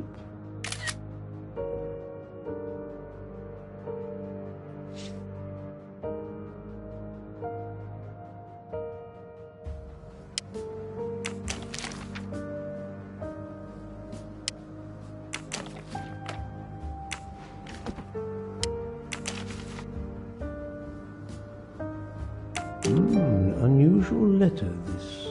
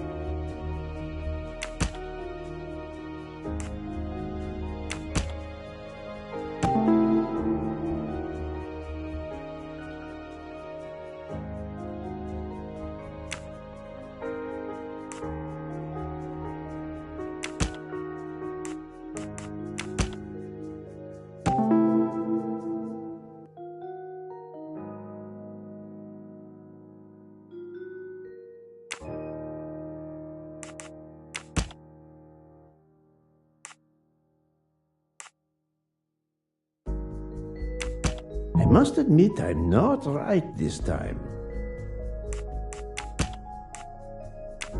No, not good.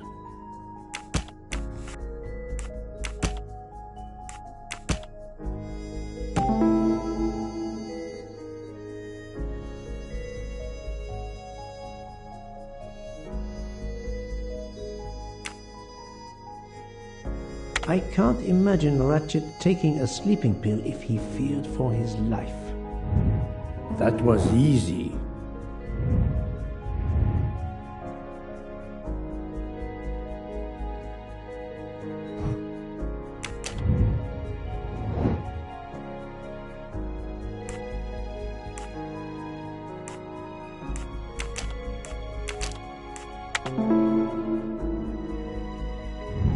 My little gray cells did not let me down.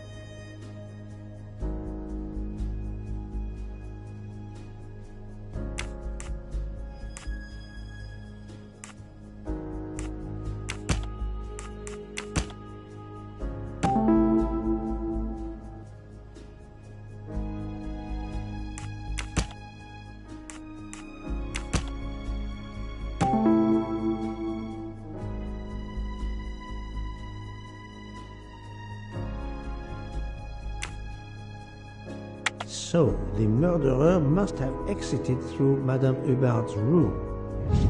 I'm right again. That happens to me a lot.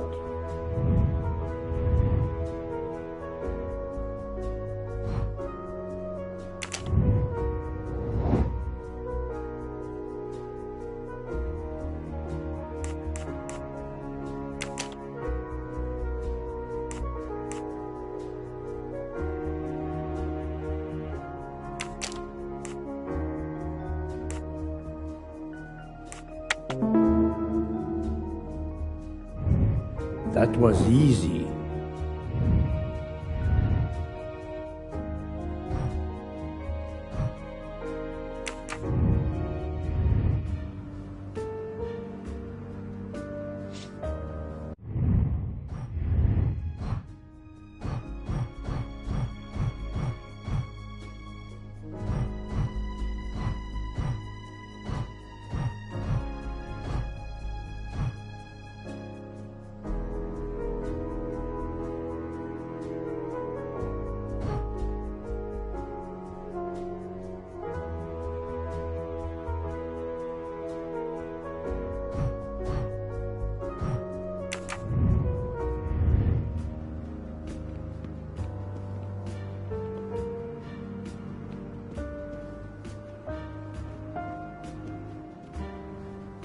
I'm sorry, Doctor, but I must question you. Of course.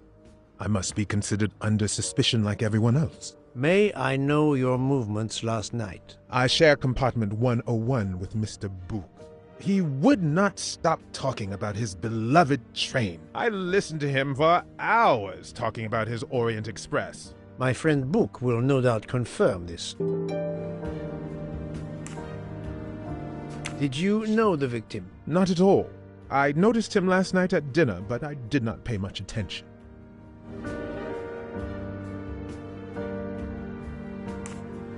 Did you touch anything in here this morning? I checked for a pulse. There was none. Rigor mortis had commenced. The body was cool to the touch. I touched nothing else. What can you tell me about the victim? He died from multiple stab wounds of varying angles and depth. More than one would have been fatal. I would place the time of death roughly between midnight and 2 a.m. With more time, I hope I can be more precise. I assume the open window complicates matters. Indeed. Conditions are not perfect. I think I've seen everything I need at the moment. I am counting on you to finish your analysis. I'll have a more detailed report for you as soon as I can.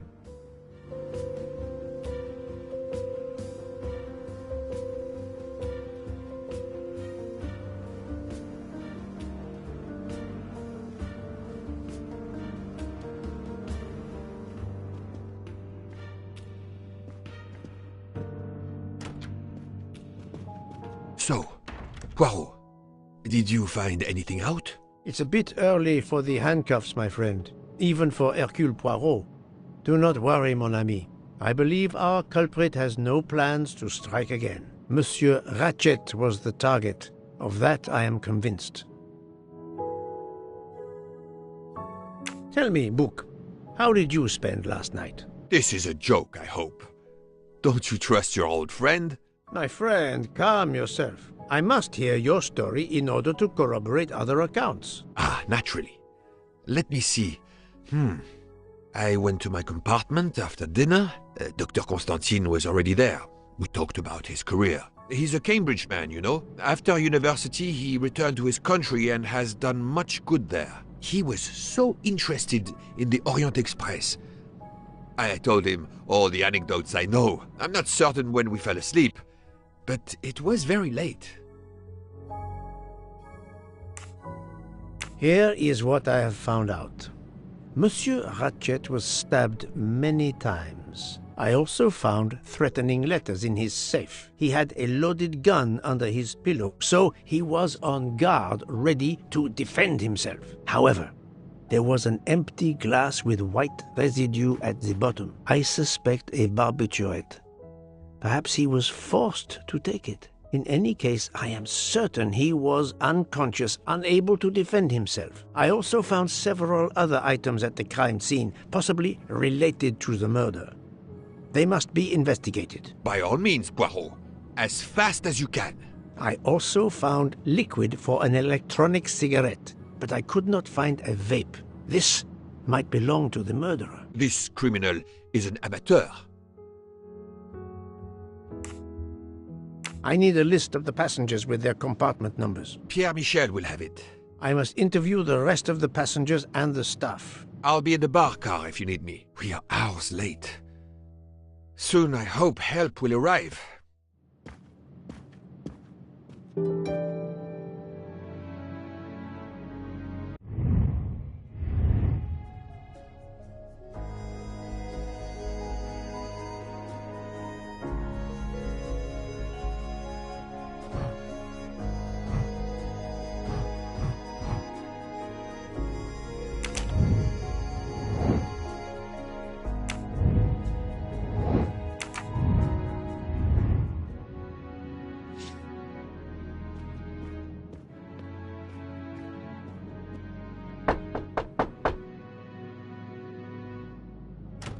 Good morning, madam. I am Hercule Poirot. Caroline Hubbard. What can I do for you, Mr. Poirot? I am the bearer of unfortunate news. It's obvious with all the commotion that something has happened. Madame Hubbard, I am afraid your neighbor, Monsieur Ratchet, was murdered last night. Oh my God! I knew it! I knew it! I would like to ask you some questions, but first, may I inspect your room? Of course, yes, you must.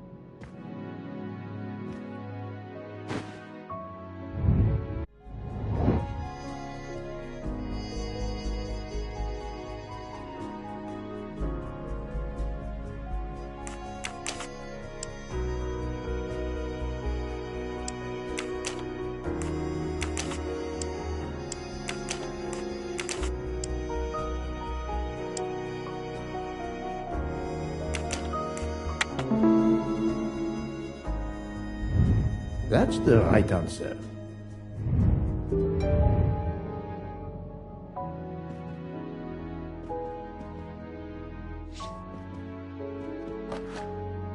Here is a jacket button.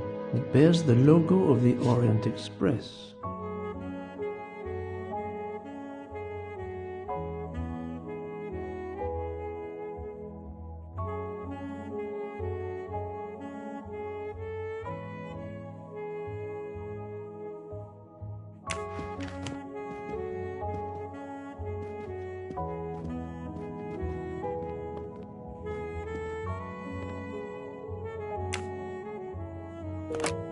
This door connects to Monsieur Ratchet's compartment. It was latched on this side.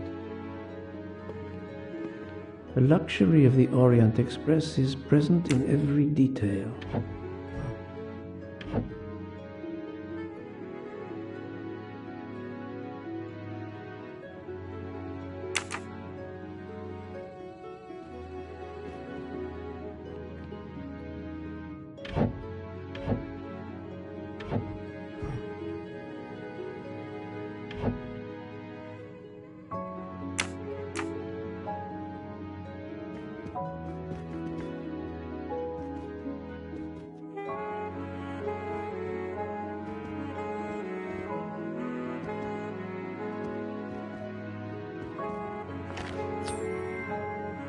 Ha!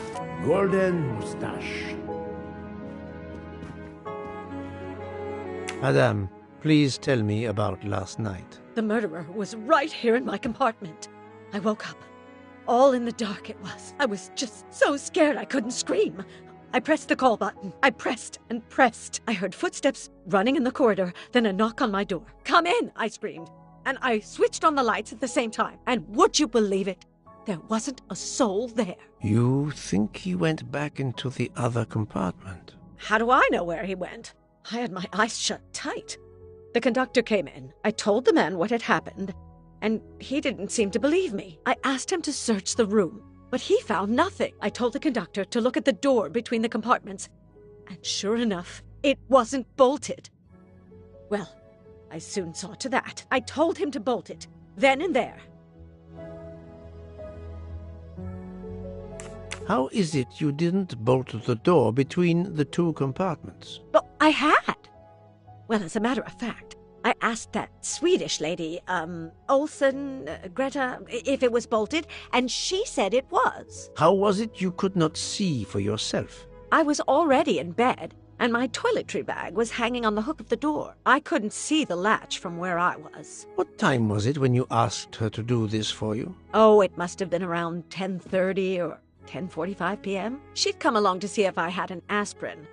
But instead of opening my door, she opened Mr. Ratchet's door by mistake. He said something quite rude, like, "Not a chance, lady, you're too old." It shocked her. She came in. I told her where to find the aspirin, and she got it out of my toiletry bag. Poor girl, she didn't have a good night. The same could be said for Monsieur Ratchet. It appears Mademoiselle Olsen may be the last person to see Ratchet alive.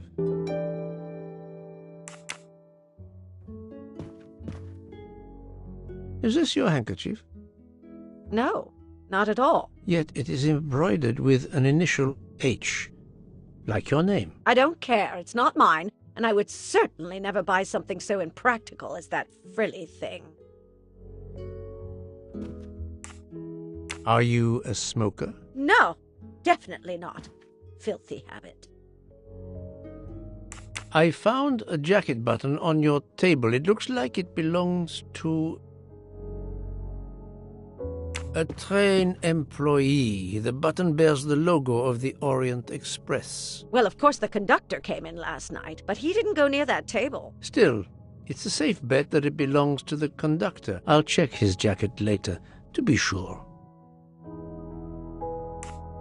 I have not finished inspecting your room. If you don't mind,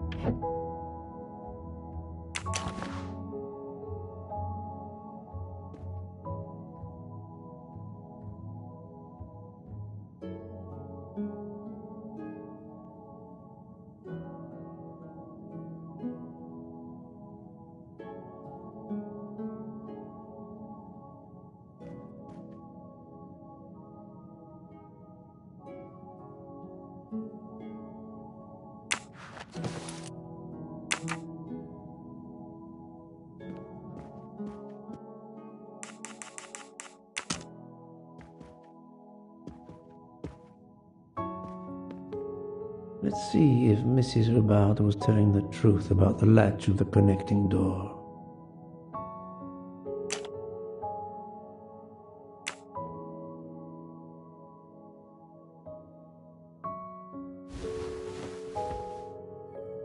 This hook is probably where Mrs. Hubbard hung her toiletry bag.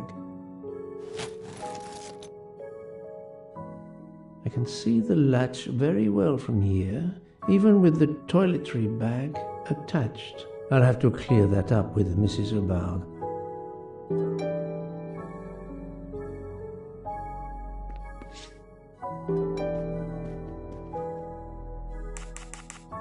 Mrs. Hubbard, you told me that the door connecting the two compartments was closed, correct? Yes, it was, as I told you.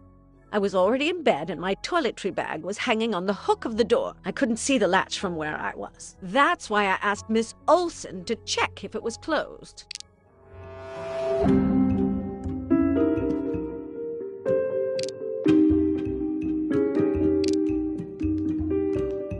Are you sure everything you've told me is accurate, Madame Hubbard? Of course. I have an excellent memory.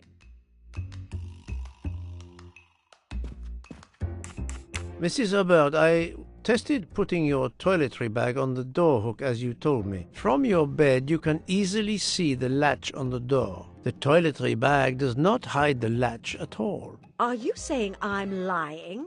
It may have been stuck somehow in a different position, or I may not have seen it in the darkness. Or I didn't think to look, you irritating man. Details matter, madame. A man has been most savagely murdered. You will excuse me if I attempt to separate the truth from the false. Forget my toiletry bag and focus on who entered my compartment. Probably after killing Mr. Ratchet. Madame Hubbard is a force to be reckoned with, but I suspect I'm not done with her. Thank you for your assistance, madame.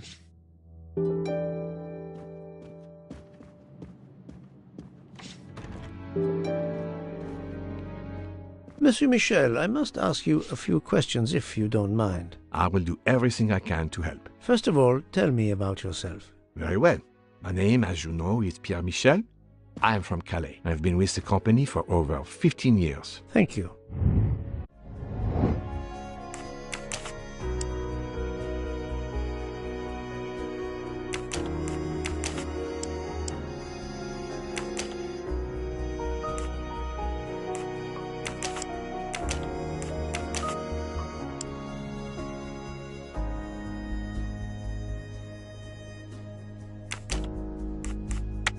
Think, Poirot. That is not a good answer.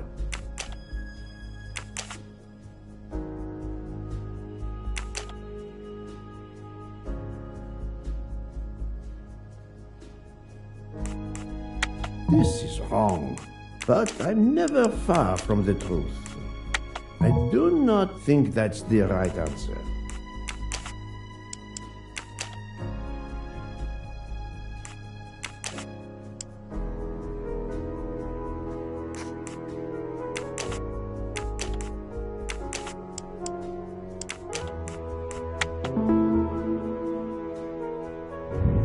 Et voilà. Can you provide me with a listing of the passengers and their rooms, please? Yes, certainly.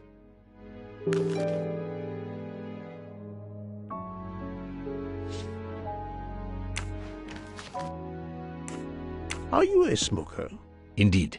Do you smoke e-cigarettes? No, tobacco only. I would like to reconstruct with your help the events of last night. Monsieur Ratchet retired to bed. When? Almost immediately after dinner, sir. Actually, before we left Belgrade. Did anybody go into his compartment after that? His valet, monsieur. Monsieur Masterman. And then his secretary, the young American gentleman. Monsieur McQueen. And that is the last time you saw or heard of him? No, monsieur. You forget that Monsieur Ratchet rang his bell around 12:40 a.m., soon after we had stopped. I knocked at the door, but he called out in French, "Ce n'est rien, je me suis trompé." I then left to answer another bell that had just rung. Where were you at 1:15 a.m.? I was sitting on my little seat at the end of the car, facing up the corridor. Are you sure? I left a little after 1 a.m. to speak about the snow with my colleague Jean in the bar car. I came back later. There was a call. I remember speaking to you. Indeed, I remember. Carry on. It was the American lady, Madame Hubbard. She thought she saw a man in her compartment. Then, around 1:50 a.m., I made the bed for Monsieur Ratchet's secretary, Monsieur McQueen. He had spent the evening talking with the English Captain Arbuthnot. At 2 a.m., I returned to my place and stayed there until dawn. What is the last station where we stopped? Vinkovsky. Could someone have come on board? Possibly. I was very busy. Owing to the weather, we were a few minutes late. We left at 12:10 a.m. I found a button from an Orient Express staff jacket. Did you lose one by any chance? No, monsieur. As you can see, I have all my buttons. It is not mine.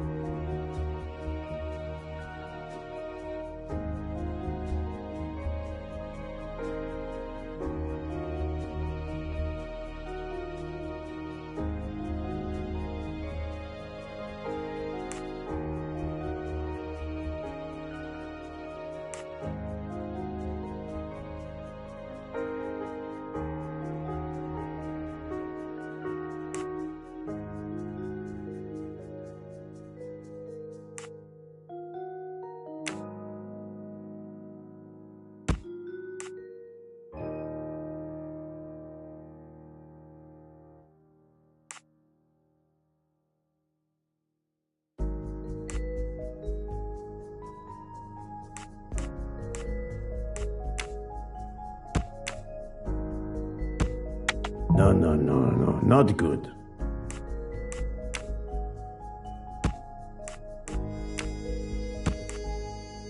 I must admit I'm not right this time.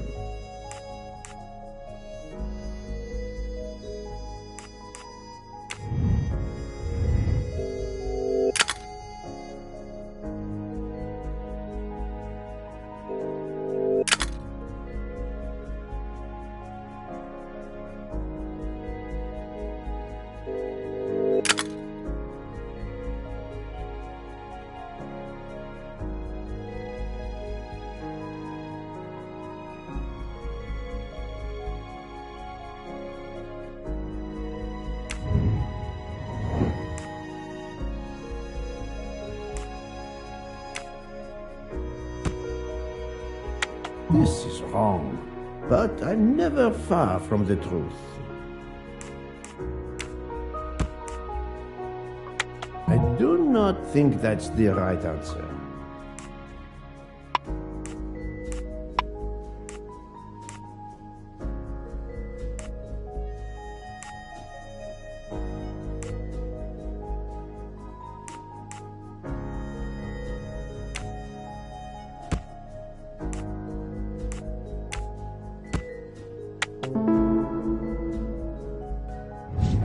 Et voilà.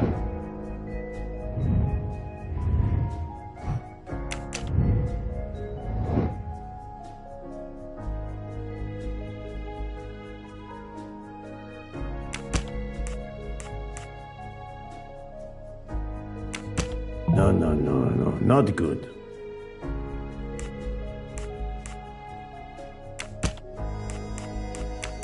I must admit I'm not right this time.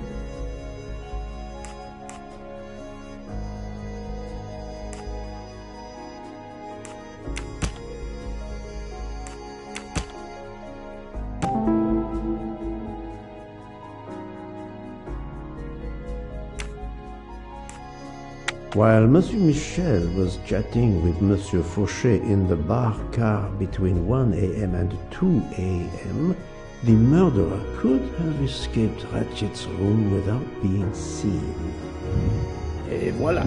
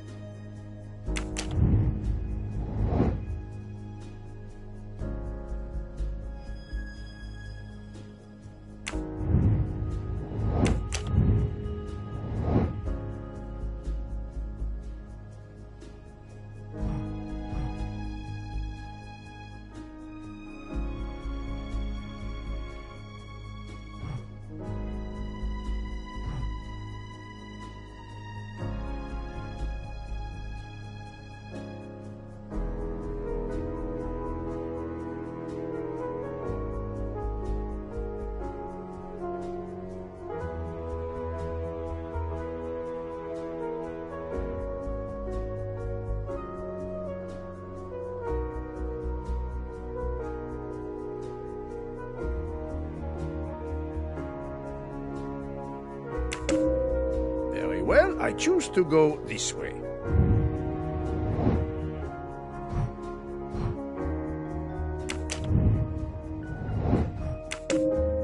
This appears to be a good lead.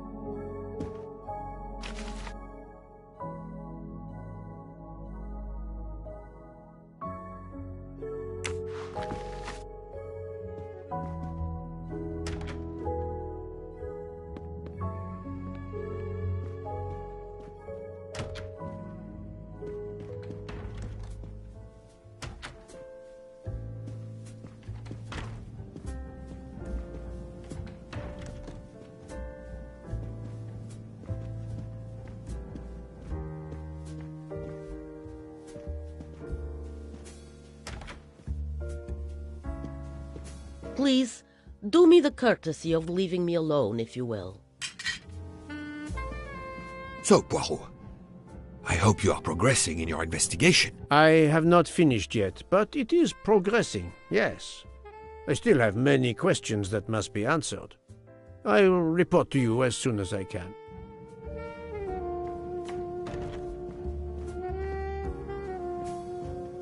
I'm sorry. There's nothing I can add to what I've already told you.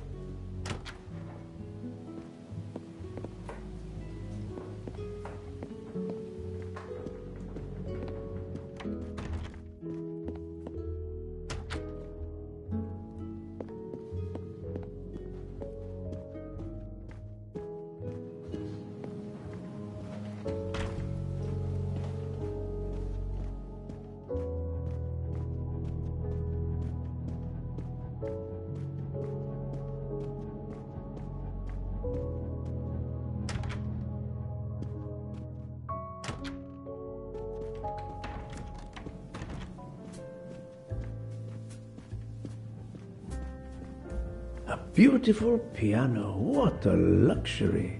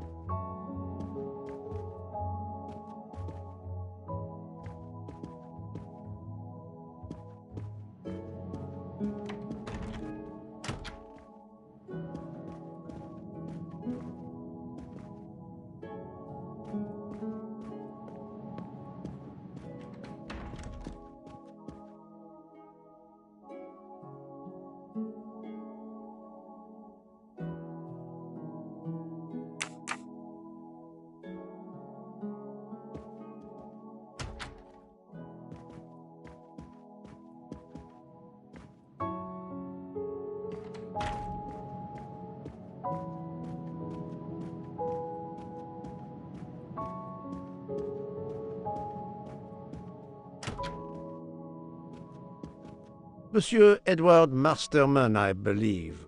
May I ask you some questions? I can barely talk. I have a terrible toothache. We have a doctor on board the train. Perhaps... I do not need a doctor. I use essential oils. If you can find my flask of clove oil in my box, I would be grateful. Fine, if you insist. I will help you.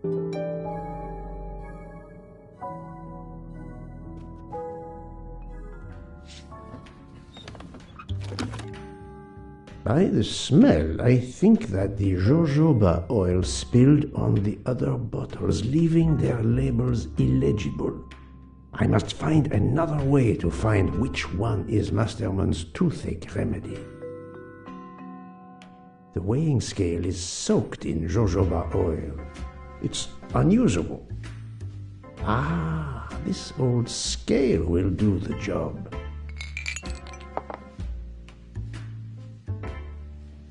To start, I must first arrange the vials from the lightest to the heaviest.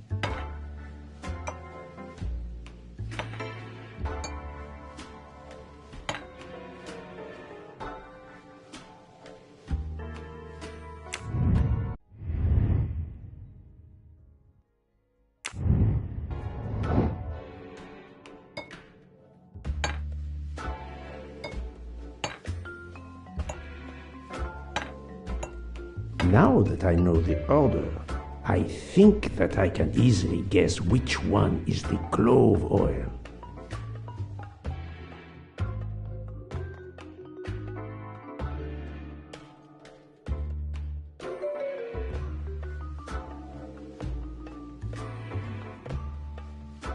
Here is Monsieur Masterman's remedy.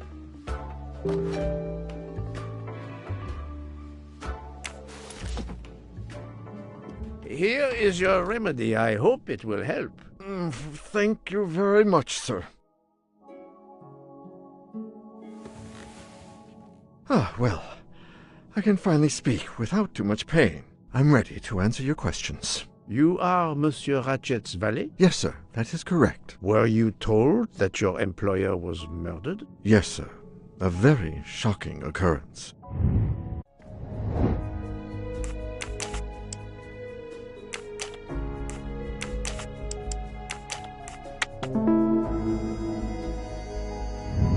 That's the right answer.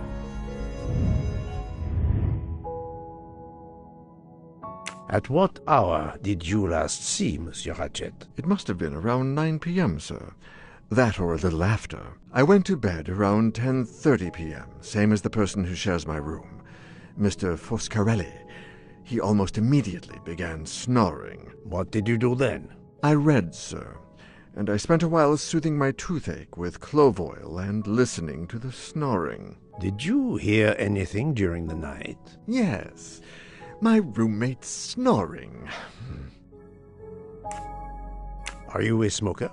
Yes, sir. I have a cigarette now and then to relax. Tell me about your employer, Monsieur Ratchet. I've been working for him for 9 months. I should not wish to speak ill of the dead, but he was not a gentleman, sir. Did you know that he had enemies? Yes, sir. I heard him discussing some threatening letters, sir, with Mr. McQueen. Did he mention these letters to you? He had been reading a letter when I came in. He asked me if I was the one who put it in his compartment. I told him that I had done no such thing, and he should report it to the police at the next station. How did he respond? He laughed, sir. You're joking. I do not joke, sir. Forgive me, I can see you do not. Was he taking sleeping pills? Always when traveling by train, sir. He said he couldn't sleep otherwise. Last night he asked me to give him 2. I did so, along with a glass of water. He dissolved them in the water. Did you see him drink the water? No, sir. I left right after I gave him the pills. Was Monsieur Ratchet a smoker? No. He finds smokers disgusting. Can you tell me again why you gave sleeping pills to Monsieur Ratchet? Yes, I gave him the pills because when he takes the train, he has trouble sleeping. The letter must have worried him. He specifically asked me to prepare the sleeping pills. I didn't see him drink the water with the pills in it.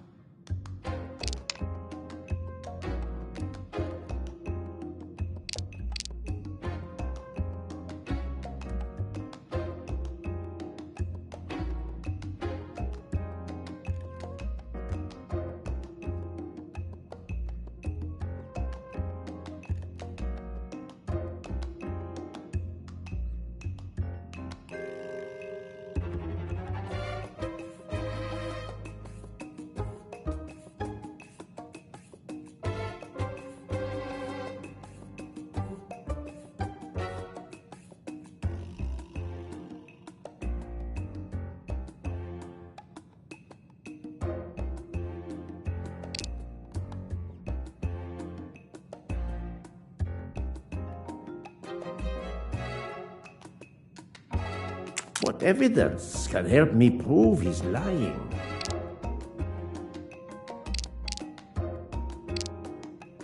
He is lying, and I will prove it. Monsieur, I believe you are not telling me the truth. What? How can you say that?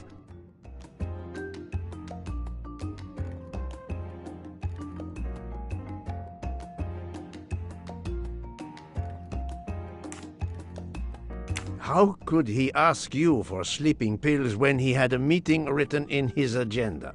I am very sure he had no meeting planned for the middle of last night. Masterman is right. The meeting in his agenda was not that day. He received threatening letters. One, it seems, last night. Did you know he had a gun under his pillow? And even asked for my help to watch over him? I find it strange that he asked you for sleeping pills when he was afraid for his life and prepared to defend himself. I'm sure I don't know. Maybe to calm his nerves, maybe out of habit. It makes no sense. Wait, please. Isn't it possible that Mr. Ratchet asked me to prepare the pills, but didn't plan to drink them for some reason? It is possible. But I am a student of character, monsieur, and the Monsieur Ratchet you describe is not the man I met. If you'll excuse me, my toothache is getting worse again. I'm afraid this time you must prepare your own clove oil.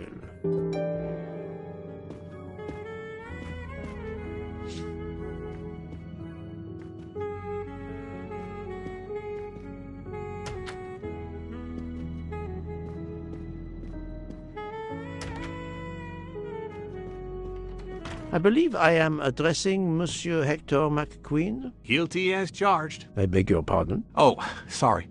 Just an expression. My father used to say it. You must have had an interesting childhood. I am Hercule Poirot. No need to be modest. You're a detective. You are Monsieur Ratchet's secretary? I am Mr. Ratchet's secretary. Just over a year. I mainly take care of translating certain texts for him. Mr. Ratchet only speaks English. Prepare yourself for a shock. Your employer, Monsieur Ratchet, is dead. So they got him after all. What do you mean? You are assuming he was murdered? I know he had enemies. What can you tell me about Monsieur Ratchet? He was American. He was an antiques dealer. I don't know much more. Mr. Ratchet never talked about himself or his life, but I think Ratchet wasn't his real name. And he left the United States to run away from something, or someone. Yes? He started getting letters, threatening letters. Do you still have them? I have one. Did you know that Monsieur Ratchet had asked for my help? Asked you?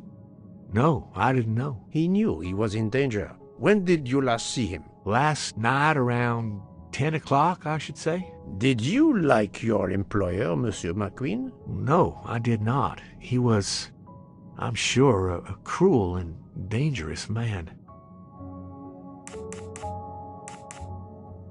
Can you tell me your movements last night? I went back to my compartment. I read a little. In Belgrade, I went out onto the platform to smoke, but it was cold. I quickly went back in. I then went to Mr. Ratchet's compartment to take some dictation for him. I left around 10 o'clock. I saw Captain Arbuthnot. We ended up chatting in my compartment. Then we went out on the platform to quickly stretch our legs at Vinkovsky. He left around 2 o'clock. Thank you. I will need to check Monsieur McQueen's story with Captain Arbuthnot. I found a diary in Monsieur Ratchet's safe. Did you know about it? I kept a business appointment book, but I know he had a personal diary as well. That looks like it. Are you a smoker? Yes, I smoke cigarettes. I've tried to quit, but no luck. Can you give me this letter, please? Of course. Here it is.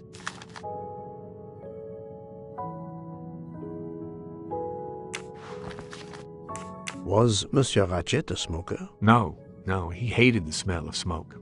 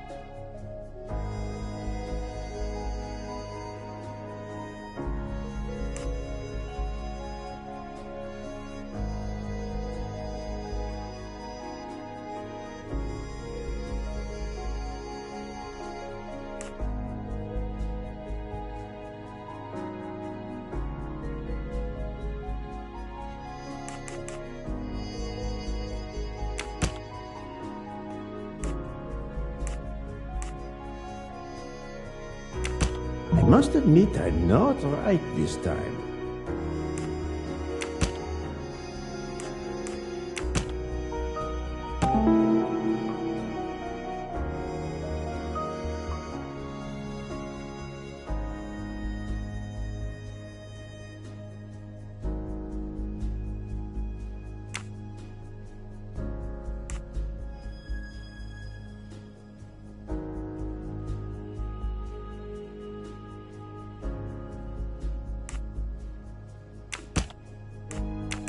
No, not good.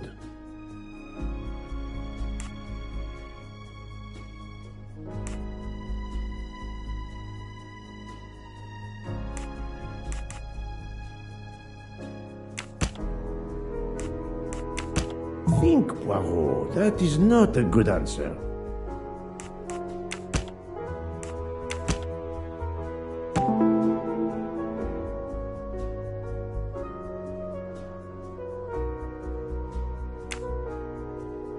The murderer may have impersonated Ratchet by calling Monsieur Michel to make it seem that Ratchet was still alive at 12:37 a.m.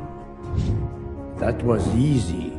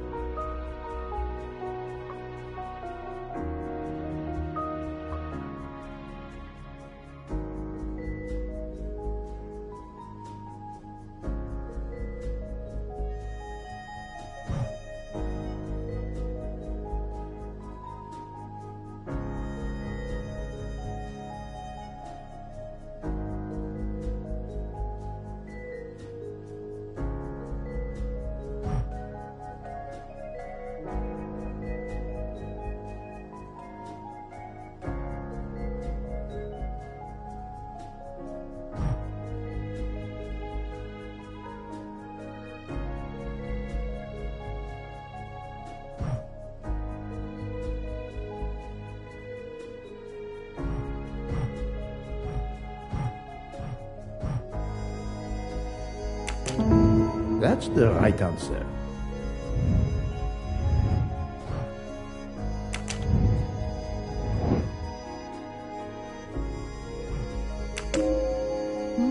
This direction looks promising.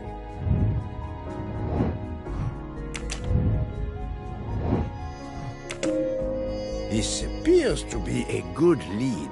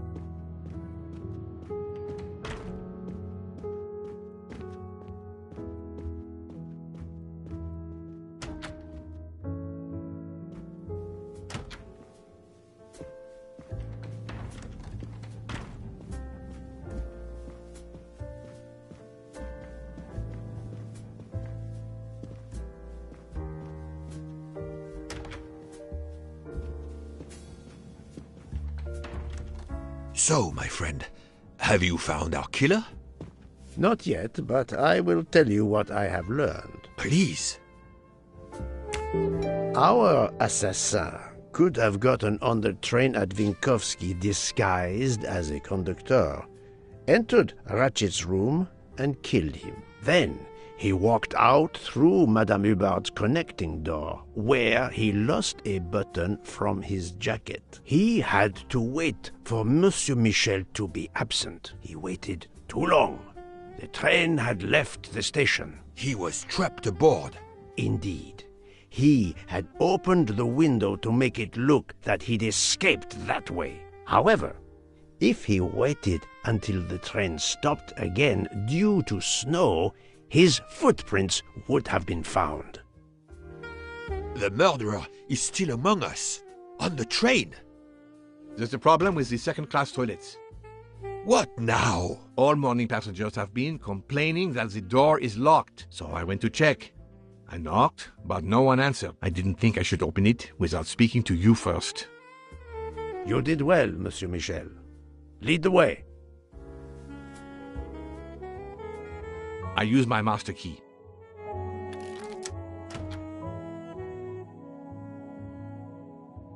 But who is she?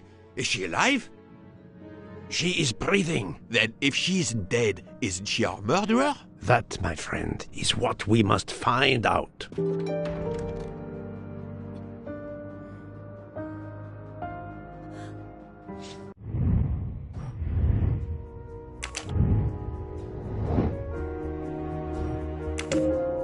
Very well, I choose to go this way.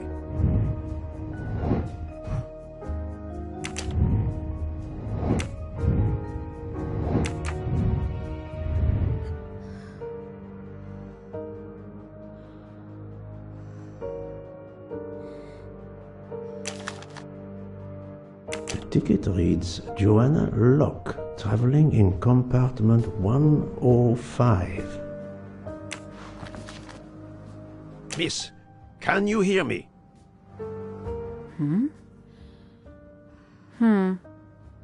She's breathing. Her pulse is strong. There is no sign of physical violence. This woman is sleeping very soundly. This woman is sound asleep. Given her location, I would say she has been drugged and deposited here. Well, at least it's not another murder on my train. The train is, of course, full. Monsieur, the list I gave you indicates that Hildegard Schmidt shares her compartment. I will want to talk to her later. For now, we will concentrate on this mysterious young lady. Let's return her to her more comfortable bed. Good idea. Pierre, locate this woman's room and fetch the doctor. Yes, sir.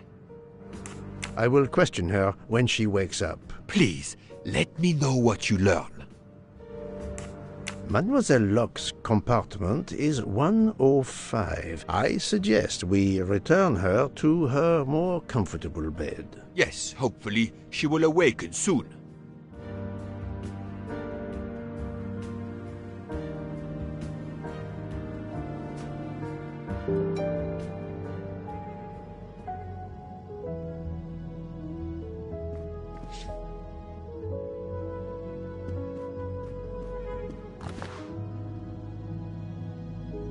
A cup of tea with white residue at the bottom.